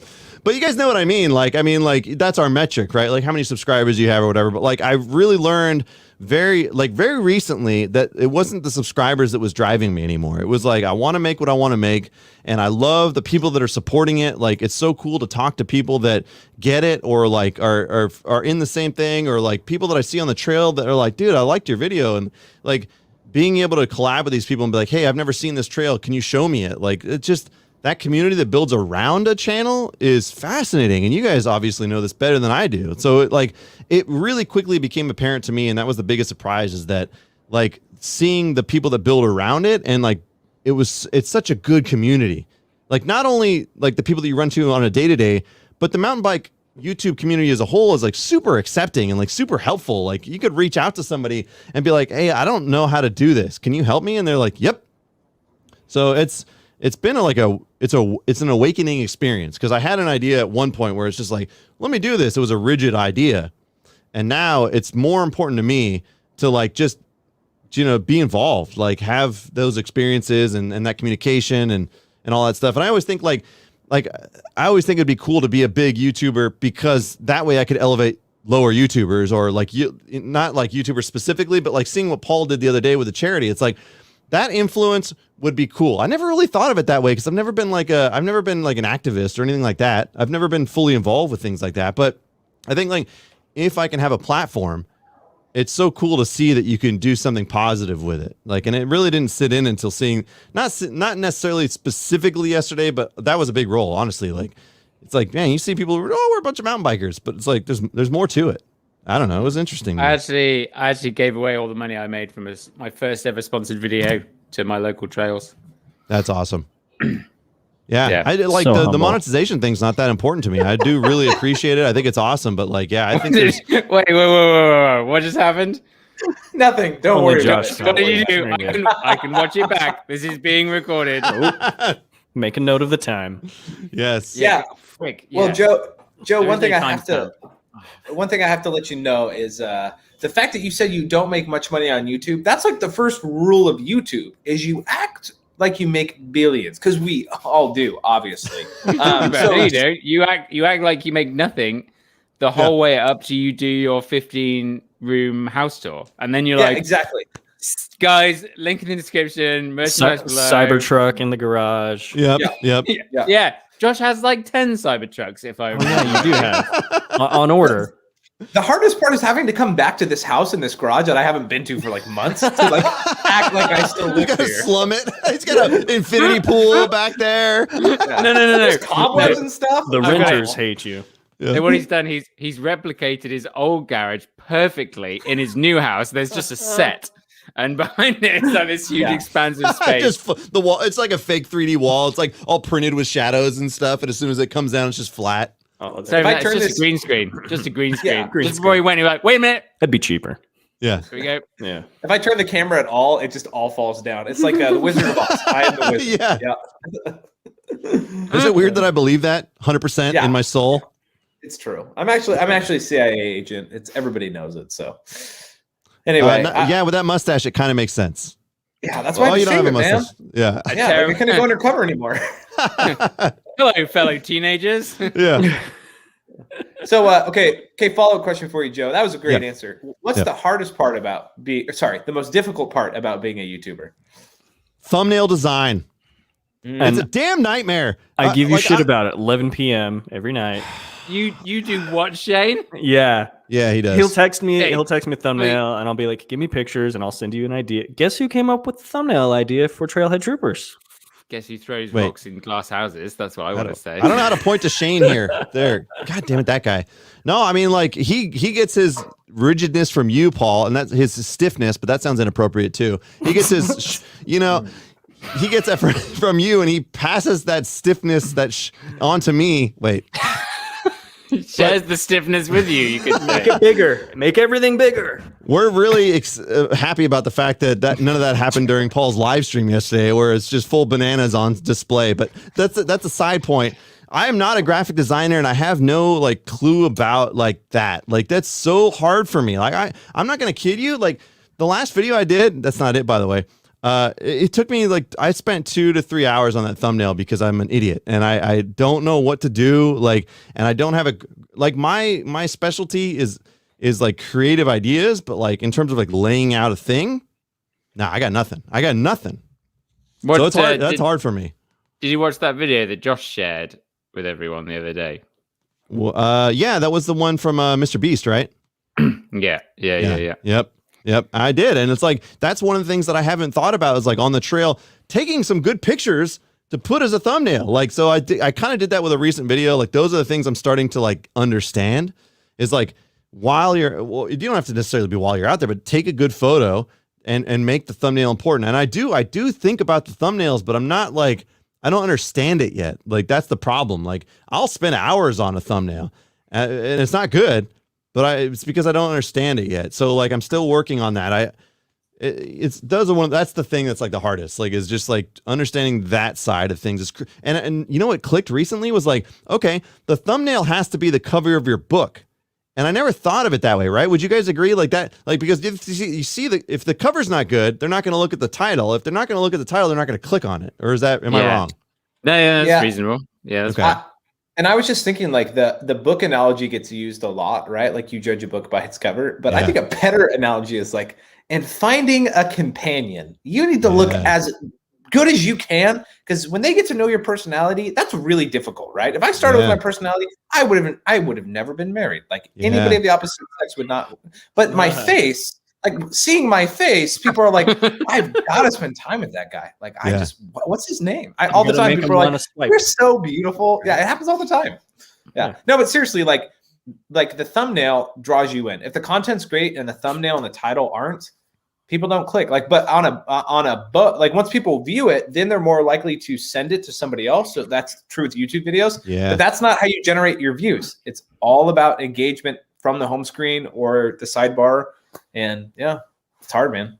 That's what somebody asked me. It might have been Biker. I was on the Biker bar the other day, and he asked me what's your goals? Or somebody asked me what my goals were, and I was like, man, I haven't even considered that. Like, it's weird because I haven't really considered that because like it's such a struggle. Like, it's just like all it is trying to claw your way out of a fucking tar pit to get subscribers and get like just get traction, right? Like, and I don't know, maybe that makes sense, but it's like all I care about is trying to just gain an audience first, and then I can maybe consider it. And I'm probably way behind the game because of that. No, but it was I like, think you gotta look at it like this, right? So there's actually. I don't know if anyone's ever talked about it. It's something I've definitely discovered because I'm so great. You guys have a ton of knowledge. That, Paul. Yeah, thanks for prefacing that. Yeah, just write that down, please. Yeah. It's that there's actually definitely a ratio between the amount of views your channel has and the subscribers that you are on. Yeah. And generally that number will be around 0.5%, roughly, give or take. It will be between 0.5% and 1%. If it's above 1%, you have like an exceptionally growing channel. Yeah. Like the Alex single track sampler for ages, that number was like 1.33% or something. Like his views were inversely proportional to stop everything. Spokesman. Steve has given $5 again. Oh, Steve, thanks. Dude, I love you, man. Yeah, thanks for jumping in. Great, look at Paul. Look at Paul taking over my congratulations. I even drink. And by the way, before you finish that point, Paul, we've got somebody backstage that is far better looking than me, and he's also far more intelligent than me. And you guys might know him as the I'm Good already Joe. on.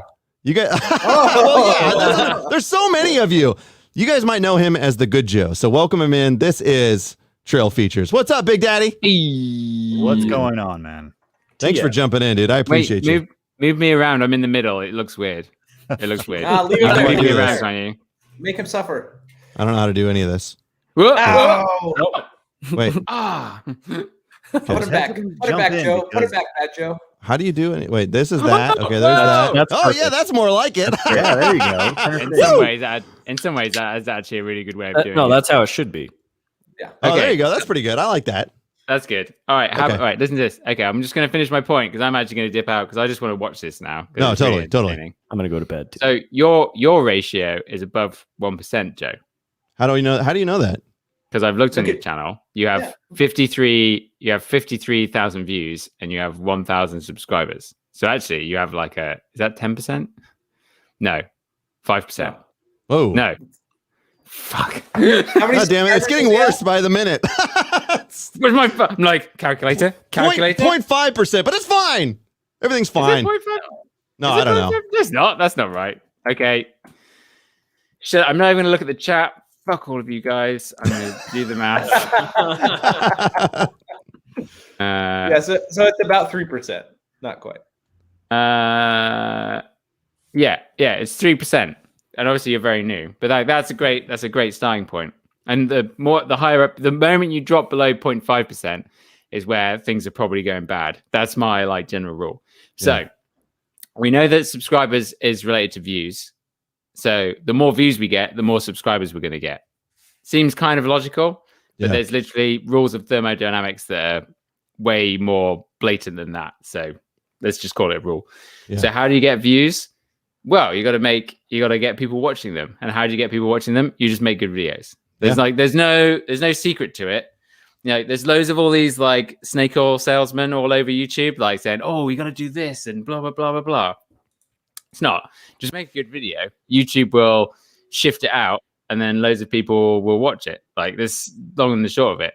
But the thumbnail has always got to be indicative of what's happening in the video. That's what you've got to think about, and it's got to be really obvious. Josh actually gave me, I think, my favorite piece of advice was that rather than tease someone about will it happen, won't it happen, just tell them what happens at the end of the video, and people will click on it way more. How does it happen? Yeah, tell them what happens. This guy knows how to do it.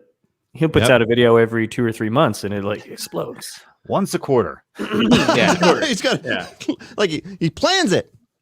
He's like, Mark Rober does one video a month. It's too often. Way too often. But anyway, Joe, I'm going to leave you with, I know that 5's a crowd and 4 is something that you do with keys in a bowl or something.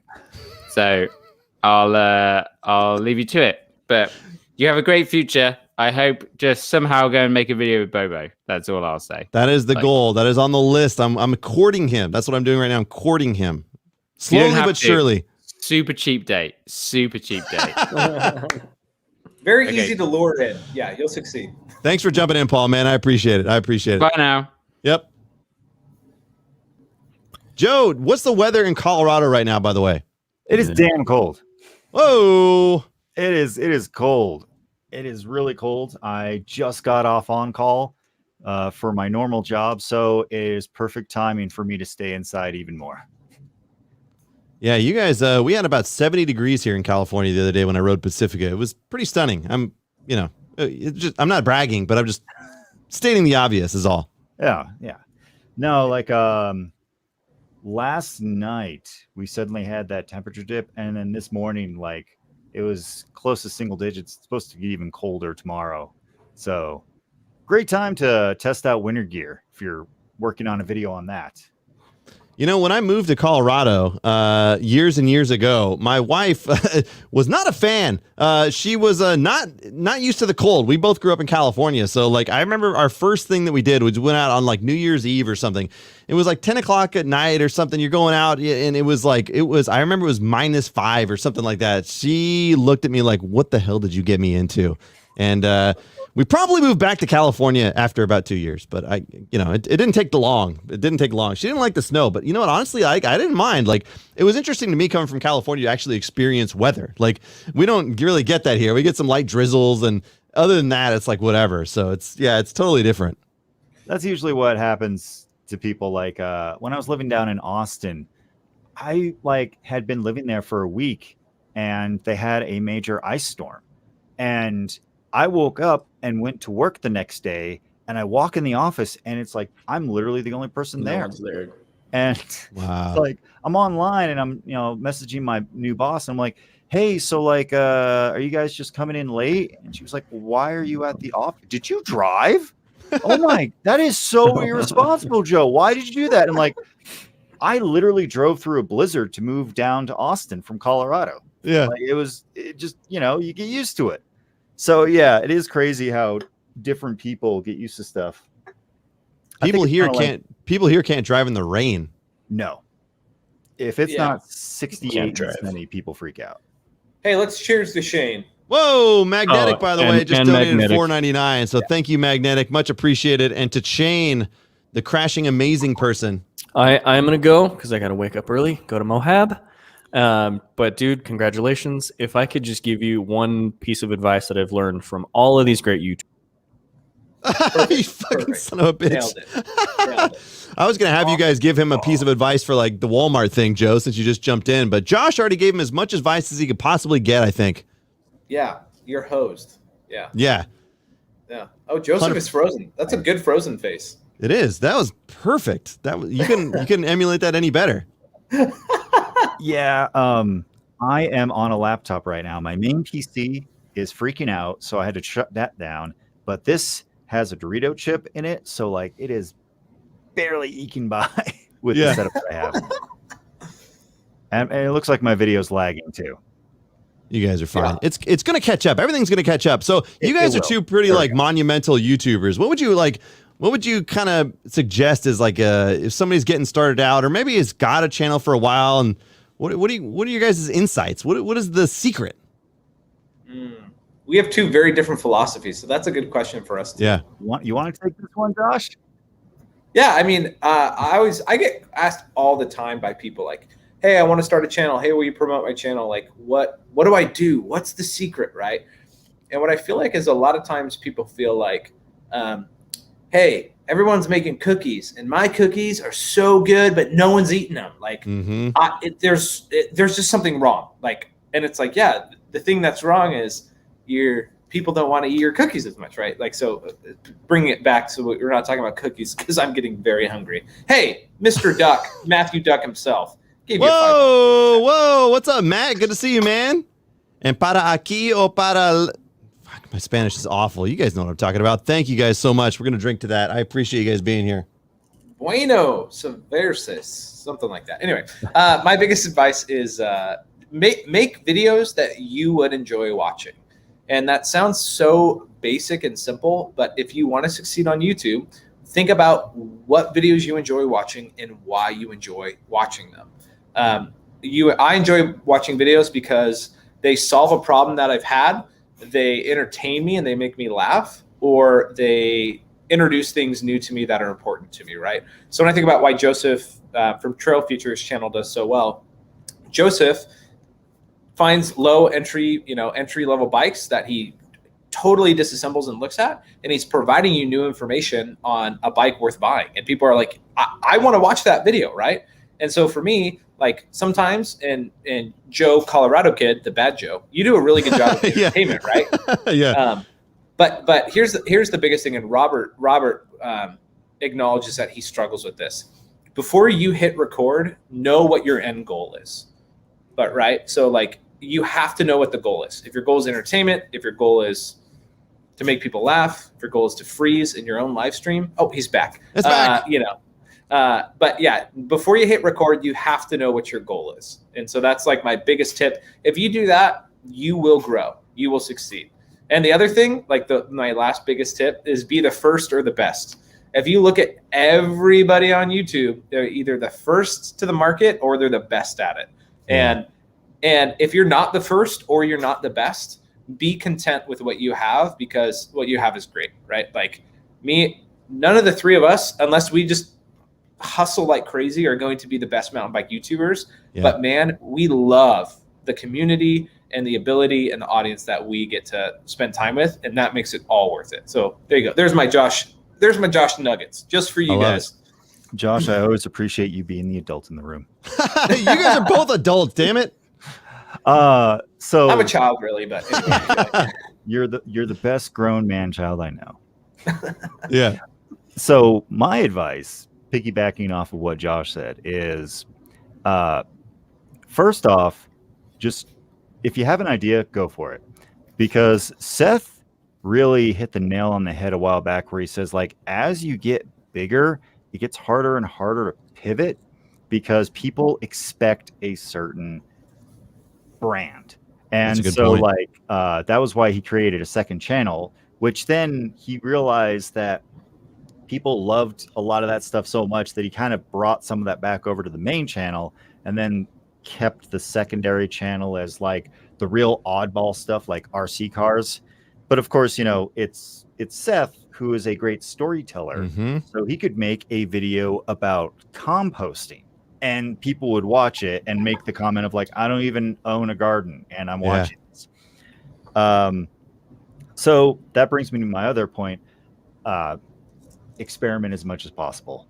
Like just throw stuff at the wall and see what sticks, because I started out my channel like making these ultra high-end cinematography, just pretentious videos about trails.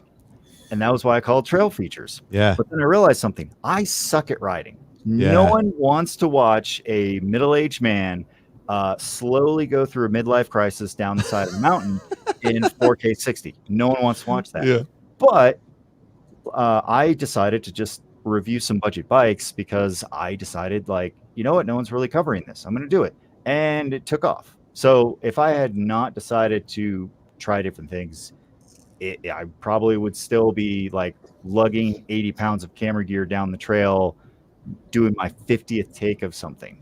Yeah. And then lastly, don't do it for the money. Otherwise, I guarantee you're going to be miserable. Yeah. And that's such a great bad time. It's such a great point. It's like, yeah, you and I realized that early on. I never really got into it for the money. Like, let's be honest, I got into it for the fame. Like, look at me. But you know, like it's just an interesting thing because, yeah, again, as you develop the channel and you start building it up, it's like having people involved and having that experience is like way more important than just like, because you're never going to make money. Like, I mean, you guys will eventually. But I like the idea that you say it's like film and do what you like. And I came to that realization recently, like only very recently. I guess like I've been doing it since I started, right? Like it's been an offbeat sense of humor since it started. But like once we filmed Trailhead Troopers and we had so much fun shooting that, I was like, man, I just have to do what I like. Like, subscribers be damned. Like, I just don't care. Like, to me, success is definable in a different way now. It's like, it's not the subscriber count that I have. It's not the money that I make. It's like my enjoyment in the process. So if I can just make the videos that I want to make, and then I'll get the people that I want. Like, it's a niche audience. We're already a niche for being mountain biking content versus like Mr. Beast, who is like, that appeals to anybody. Like, oh, he filled his backyard with 10,000 balls. Like, oh, anybody can watch that. That's consumable by everybody. We're already a niche market, right? Mountain biking is a relatively small community and growing. But, you know, like, especially like mountain biking humor, because I think the majority of mountain bikers are shredders. Like, they like to ride. And then you have that small percentage, and it's still a big like number, right? But like that really enjoys the comedy and the funny side of things. So like, I'm pursuing something that's going to be way harder, but at the same time, like, I don't care. Like, it's just so fun to me. Like, it's just so interesting. And I love seeing my ideas flesh out, like hit or miss. Like, it's just so, the creative process is funner to me. Like, that's my reward, is knowing that I made something that I had fun making. Like, and that's all I can do. Yeah. And if you do that, your channel will grow, right? Like, if you don't enjoy the videos you make, your channel will not grow, or it'll artificially grow. And that's a sad outcome. Right. And like, to be really like blunt, there are mountain bike YouTube channels and YouTube channels in general that they have artificial growth and they make money, but they don't find joy from it. And you can sense it if you dig a little deeper. But yeah, like, the best advice I have, trust your gut and do what you love to do, because people subscribe to you, Joe. They don't subscribe to your content. Like, they do subscribe to your content, but they subscribe to it because you make the content, right? Yep. So when I posted a mini truck video, like, I shared a screenshot at our we have a YouTuber conversation group, and everyone's like, this has nothing to do with mountain bikers. Like, this isn't going to do well. People aren't going to click this. And I was like, my gut tells me I really wanted one of these trucks because it looks ridiculous and I would click a video on it. And so I'm just going to post it. And everyone's like, well, you're dumb. And then it like blew up and everyone's like, well, you're smart. Like, and it's like, no, I'm not smart. I just made what I want to watch. I just got done filming a video that could bomb, but it could do well. And I don't care. You want to know what it is?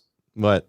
You have to watch it. It's coming out soon. You guys are amazing at teasing things. No, like I have never watched Friday Fails. Have you ever watched Friday Fails? Nope. I know of it. I had never clicked on it yet.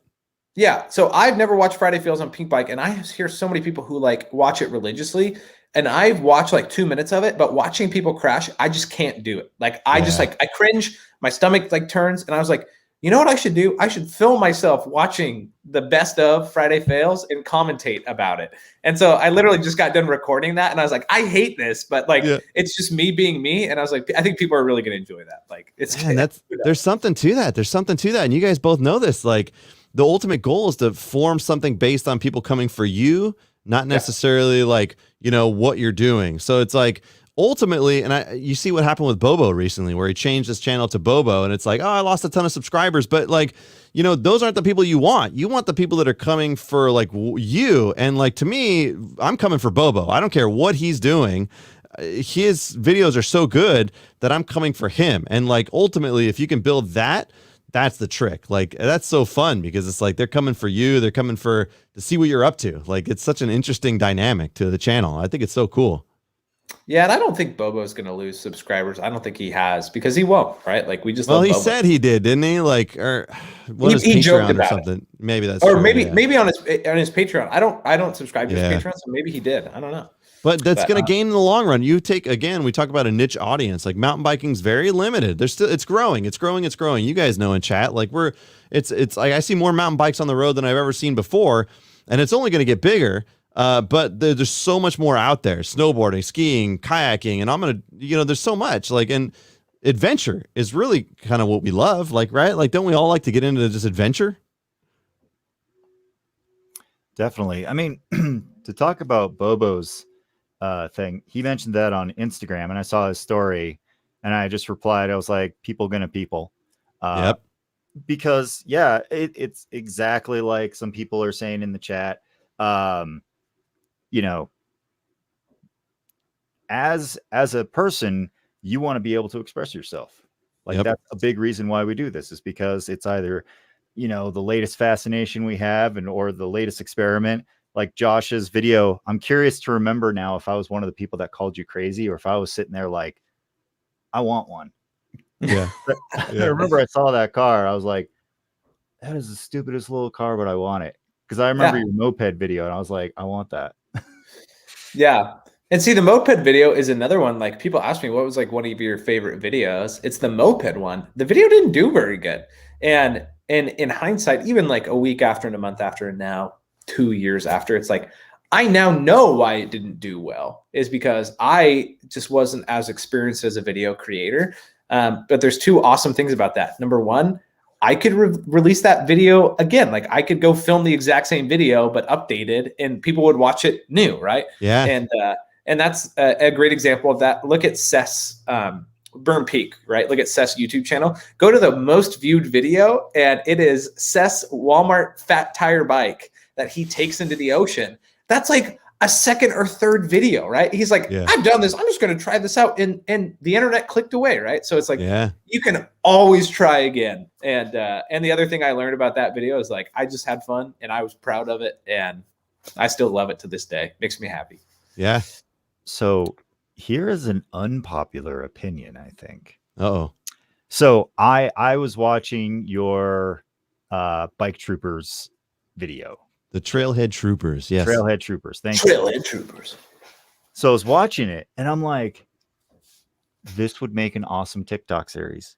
Because a lot of it is like just individual little segments just strung together, right? Yeah.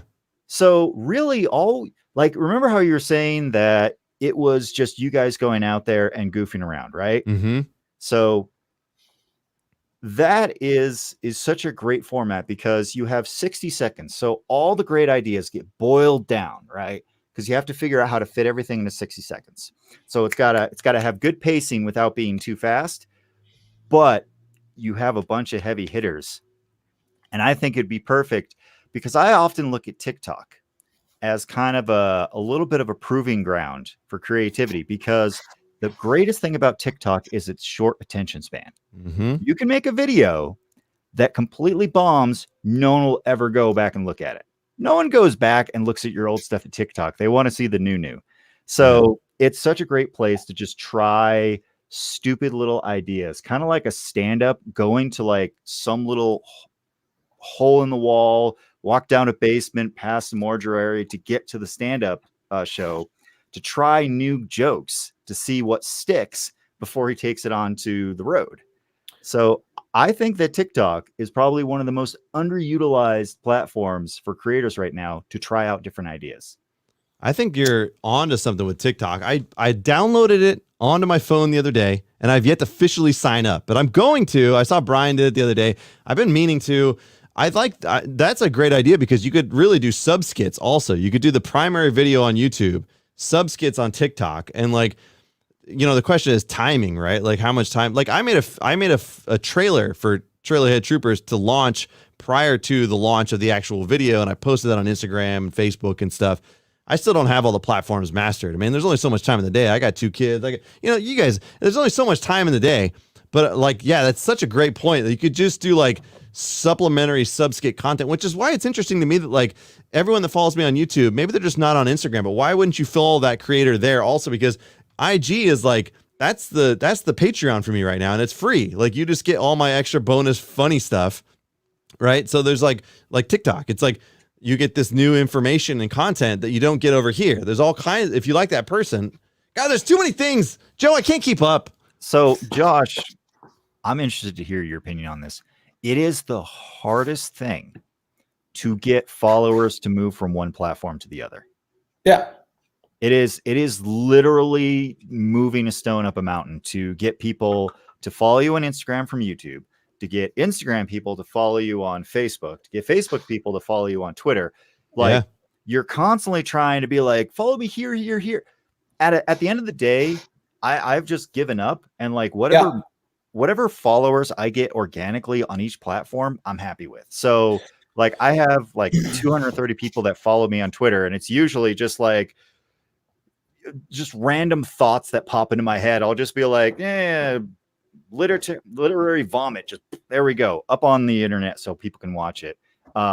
And then TikTok is where like I get to goof off in front of a camera, not have to worry about like making 50 takes. And then YouTube is where like it's serious business. Yeah. So I think that all platforms are great. I think it's great to be able to cross promote. But at the end of the day, if you get like 10% of your followers to follow you on a new platform, that's an amazing day. Yeah, that's a great day. And the way that if your goal is to get people to get on your other content, then like the trick is very simple. Like you just like people do it all the time. Oh, you would have known about my new bike if you follow me on Instagram. And that right there, that's most likely to get people to connect. But yeah, so there's a local breakfast restaurant, right? And they have the best breakfast sandwich in town. It's called Sandwich Town, right? Yeah, I eat there all the time. And my friend loves Starbucks sandwiches, but I'm like, why would I go to like they have coffee, right? It's just like microwave sandwiches, yeah. Yeah, I go to Starbucks, but it's not that good. But my friend loves them, so that's all my friend eats. But I only go to Sandwich Town, right? Yeah, that's the exact same thing with social media. Yep. Like, I have an Instagram, I never use it, right? I watch YouTube videos all the time though, because for me, I'm a YouTube guy. And so I think for a lot of people, that's what it is. And like people are commenting right now. Yes, this is live. Somebody said, is this liver right now? No, it's not liver right now. Kyle, no, Brian. it's live. It's live. And by the way, my computer is literally going to die any minute. But yeah, people come in, they get used to their content, and that's what they stick with. So yeah, trying to bump, unless you have billions like Biker does. Thank you for the $20 super chat. Biker, dude, I'm taking a drink for that one. Biker, dude, I appreciate you, man. Thank you, bud. Robert, drinking the good stuff. I know how you feel about that. Robert, I love but unless you, you have millions and then try to go and do something on a different platform, that's the only way that it carries over. And literally, it starts with like, why does this person have their own TV show? Oh, she's big on the TikTok clock. Grandma, it's called Clock Talk. Stop it. Yeah. That's like the only reason why. Yeah. You know, that was the primary motivation behind starting this stream tonight. Like, I know, like, it's an easy thing to do. It's just set up a live stream and go. But like, I don't have a way to interact real time with YouTube. Like, and that to me is the primary focus. Like, Instagram's a supplementary. Like, I like doing stuff there, but like, this is the focus. And how do I talk to people here? Like, other than through comments? Like, I'm the wittiest commenter around, man. I'm nonstop. I show my wife some comments sometimes. I'm like, this guy didn't expect this 2-page comment that I left after him. Like, but like, I want to be able to just like, but you know, you have that 1% that actually takes part. You know, you see these guys in chat, these are all incredible guys, like a lot of YouTubers, a lot of people I ride with and stuff. Like, how do you get, you know, you guys have bigger subscriber counts than I do. How do you talk to them? Like, I think I like want to talk to them. Maybe I'm wrong about that. Maybe I shouldn't want to talk to them, but like, this is like a great opportunity to like get some real interaction with the YouTube crowd. And I don't know. It's so interesting because like TikTok, or like, I haven't got to TikTok, but Instagram to me is like instant interaction. Like people can say, oh, dude, that story was funny, whatever. But here, there's nothing like other than a comment like that was great or like whatever. It's very limiting. And like, I want to have more and I don't know how to do it. Yeah. And I got to go. So I'll answer and then I'll leave because that's way easier. Mic drop it. But yeah, you'll never know the impact that you have, right? Like, for every person that stops you on the trail that loves your videos, like there's 1,000 more people watching. Yeah. And so if you can solve that answer, like Joe, how to do that better, I think we all want that more. It's just, once again, people get used to just watching passively old content versus interacting live. But yeah, I think that's a desire we all have. We want to know who watches our videos because we appreciate them to no end. So anyway, solve that question, make a social media platform, call it Clock Talk. You'll be a billionaire. Anyway, I'll call it Calirado Talk. Congrats again, 1,000 subscribers. Just kidding. 1,000 days. Just kidding. 1 year. Super proud of you. Dude, awesome. Yeah, thanks for coming in, man. And Joe, we're left with two incredibly good-looking Joes. And any final things you want to say before we call it a night, Joe? Not really. I don't have any profound thoughts today. My mind is completely just fried from the work week. I'm sure many people can appreciate that in the comments. God damn it. Daily Josh, you just dropped $50 by the way. So I got to take a mighty pour for him. Josh. Woo.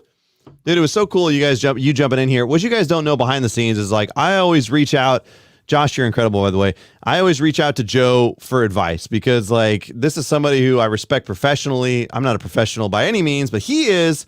And I always ask him questions about, like, how to do this, how to do that.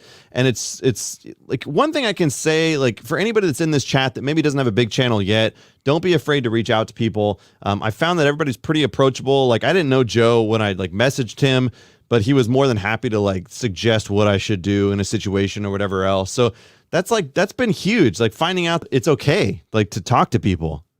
Here's the advice I'll give people on that. And this applies to everyone, everywhere in your career, in your life, no matter how big you get on YouTube. If you're trying to reach out to other creators, doing the due diligence first of, like, getting to the point where, like, you're legitimately stuck and you don't know what to do next, coming forward with, like, hey, so, like, I have this problem, I've done this, what's your suggestion?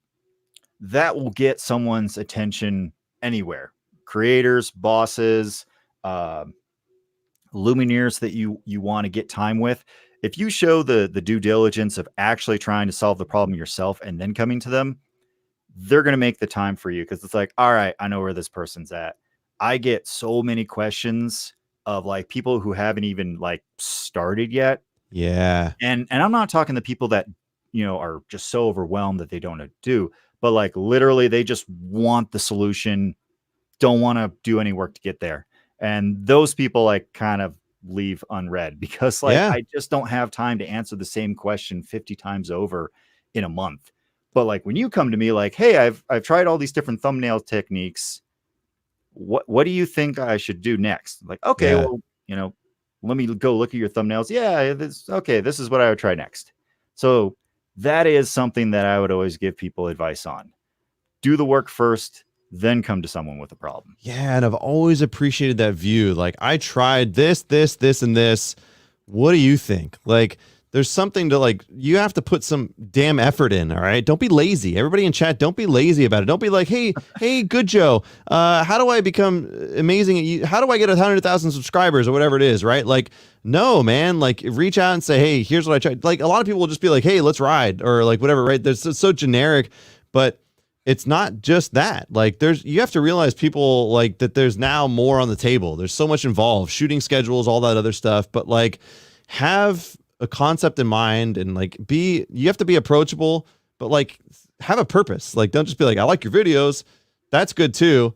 But, like, if you really want help, if you have an idea in mind, you say, hey, like, I made this type of video, like, I got this shot, but it didn't work out. Like, what do you suggest? Like, that's stuff that shows you're, like, actually trying. Like, be proactive, like, get involved. And, like, I find that most people are approachable if you reach out, and it's been amazing. Like, and I really have appreciated, like, some of the insight you've given me, because I am, and, you know, as we come to the end of this stream here, like, I am, like, completely unprepared in all this stuff. And my specialty is improvisation and being able to, you know, adapt to a live situation. But in terms of, like, pre-planning, that's not my specialty. So that's a skill that I have to, like, if I have a rock, I've got to take that hammer and chisel it down a little bit. And, like, guys like you and Josh and everybody else can, like, really help me hone that a little bit. So it's been cool. I appreciate it. Definitely. And you brought up a great point. If you want to collaborate with someone, regardless your size, don't just walk up and be like, hey, let's make a video. Like, with mountain bike content, it's easy for people to just like, hey, let's go for a ride. It's like, okay, because, like, is there a really cool trail that you really want to check out? Is there, like, a really cool feature? Like, what's your angle here? If you just tell someone, hey, I want to be in one of your videos, or I want you to be in my video, let's go for a ride. Yeah. Like, why? Like, I gotta go with something more here, because, like, it just seems like you're trying to, like, latch on to my coattails here. Yeah. You just want Joe to promote you and get you some subscribers. That's not what we're all about. Yeah. Just be active, comment, legitimate comments, interact with people. I guess that, you know, what it all boils down to me is building relationships. You know, we talked with Paul earlier, and Jay Bikesome. Like, it's just like, don't be afraid to reach out to people and say, like, hey, whatever, like, you're interested in golf. I taught golf. Like, Now you're building relationships. All right, so a little backstory before we call it a night is the rides in Colorado, like me reaching out to Crashing Dad it wasn't creepy. Like it was kind of creepy because I was like, I really like how you look, but no, but really what it was is we didn't know each other at the time. Spandex. Yeah. I really like your spandex, bro. I just reached out. I was like, look, man, like I'm coming to Colorado. Can you suggest some trails? And if not, I was like, do you want to ride? Like, I'm going to do some stuff, but if not, it's just like, suggest some trails, whatever. But he had seen my stuff and he reached out to me beforehand. And so it was just about establishing a dialogue and like just establishing a dialogue with someone and saying like, hey, this is me, this is you. Like, is it cool? And then we did, and we rode, and that became a formative moment in my channel because riding with RC and riding with the Crashing Dum Dum was like one of the funnest parts, and like them supporting me and backing me up and promoting me skyrocketed the channel. Like, and that collab was so formative. And it was also like the moment where you like get together and you're like, man, our personalities click. Like it was pretty obvious, like right off the bat. And so the nice part about YouTube, by the way, is that like we all make videos, so you can go watch the guy's videos, and be like, all right, he's not super creepy. Like unlike Robert, you know, you could if you watch his videos, you know he's just gonna creep all over you. Yeah. But you get what I'm saying. Like it's just, you know, it was a great experience, and it was I didn't just like reach out with a single purpose. I just wanted to ride. Like, you know, everything else was icing on the cake, and that was super cool, man. Super cool. Oh yeah, definitely. Like you said, building up a rapport with someone before you ask them something like that goes a long way. Just being a regular, being friendly, actually adding something to the conversation. Don't just be like first like, or I've never clicked on a video so fast. Like those are a dime a dozen comments. But if you like actually like, hey, I really liked, you know, that you brought up this, or man, it was really cool, or oh, I've done that before. It's so cool. This is what happened to me. Like, act like you're actually trying to have a conversation with someone like at a party or something like that. You know, you build up a understanding of like, this is how we both view the same thing. This is why I enjoy your content. Yeah, try to leave meaningful stuff. Like that's 100% true. It's like, hey man, I rode that trail. Like I never knew that side. How did you get to that part? Like those are that's dialogue, right? That's pure dialogue. Like because now you're like, oh, this guy's interested, and they watched. So interesting. So Joe, I appreciate you coming in here, man. I think we're gonna call it a night. We're at 2 hours. Everybody in chat's been incredible tonight. This is the first official Calirado Kid live stream, and we kicked it off with a bang. You know, I think we'll do more in the future. This is a great opportunity just to hang out and again, have a live interaction and get some really inside tips. And you've been super helpful. I think there's a lot of knowledge that we can gain from some of you guys. And in the future, maybe we'll do some more of these and get more. I didn't want to structure it as like an interview. We're not doing an interview. It's just more hanging out and just talking real talk, you know? I've tried that before where like I had a round table discussion and it was like, oh, Paul, why don't you go next? And Mike, why don't you? And like it was so rigid and just fell flat on its face. And I'm not fast like you with comments. Like I'm way too analytical. I have to think through things. I have to stumble over my words to get there. It's a whole thing. But I think that's what makes everything great. That's one of the things that I've really appreciated about what's going on in this very limited like mountain biking community, YouTube community, right? Is like everyone has a different style, and that's what makes it good. Like there's no wrong answer right now. Like I love that there's somebody like you who can be analytical about a situation. There's somebody like me that could be completely nonsensical about a situation. Here's my forward-thinking approach to a couple ideas I had. One, I had an idea of doing I probably won't do this, but like providing the same footage to everybody and seeing how they edit it, you know, like where it's like seeing everyone's styles. But I had a natural evolution to that concept where it's like I start a video as me, and then I somehow put a GoPro in the envelope, ship it to you, you pick it up, and then all of a sudden the video is your style, right? And then you ship it off to Crashing Dad, and then the video is all of a sudden his style. And I thought it would be a really interesting concept. I haven't fleshed that out yet, but it's like a concept that's in my mind. I thought it won't get a ton of views, but I think it'd be fun. You know, I've seen concepts like that before, and when it's executed well, it can go really well because it really is like you know those 20 animators animate 5 seconds of the same clip or something like that. Yeah. So, you know, it's a collaboration, but with a twist. And that's definitely something worth talking about. I think it'd be fun. I think there's so much potential in this community for us to do really cool stuff. And I think there's not enough collabs happening, honestly. Like when I did the Crash, like, let's be honest, the Dickbeard video was like one thing, but that was like, you know, like the idea of like us just like jumping in somebody else's video. I talked to you recently about like, oh, I want to do a bike review, but I don't know anything about bikes. Like maybe somebody else helps me with it. And so it's like all those things, there's all that stuff on the table. It's just such a cool environment and there's so much to be done, but in the future, we're going to flesh it all out. I appreciate everybody being here. And Joe, thanks for jumping in, man. I know you're about an hour. You're at 10 o'clock your time, yeah? Yeah. I miss Colorado, man. And there's a reason why I'm called the Calirado Kid. I plan on getting back to Colorado at least once a year. And next time I do, I'm going to hook up with you, man. Like, so when I was out there, I hit like 8 different towns within 9 different days. So I was just all over the place. And next time I got friends in Denver, I'll come out to that area. We'll at least hang out and talk. And, well, you can make some videos for me. Yeah, there we go. Yeah, you know there you what's go. funny? There's a lot of people probably don't realize that I've been in the background or behind the camera of a lot of YouTube videos. Yeah. I'm usually the B camera operator, and I'm perfectly fine being behind the camera. That's my comfort zone. I want you front and center, buddy boy. You're too good looking. You say so. Uh-oh. Did we lose him? Was that me or him? Might have been him. Let's give it a second. I don't do well under pressure. All right. Well, I'm blaming that on StreamYard, by the way. I paid only $25 and I didn't pay the full year, so they're cutting me off early. Trust me. But I appreciate you being here, Joe. I appreciate everybody in chat being here. And that was the first inaugural. Is that the word? It's the first stream for the Calirado Kid. And thanks for being here, everybody. I appreciate everybody. And we'll see you on the next one. All right. There's a lot of vowels in that word. Don't ask me. Yeah. So I did an incredible outro and I'm still live. That's kind of how I do things. But Joe, again, I appreciate you being here, man. I appreciate you taking the time to jump in. And yeah, when I come to Colorado again, we're definitely hooking up and we'll do something fun. Even if we don't make videos, we're going to hang out. So this whole COVID thing should be over by then. Definitely, man. Hopefully. We'll see what happens.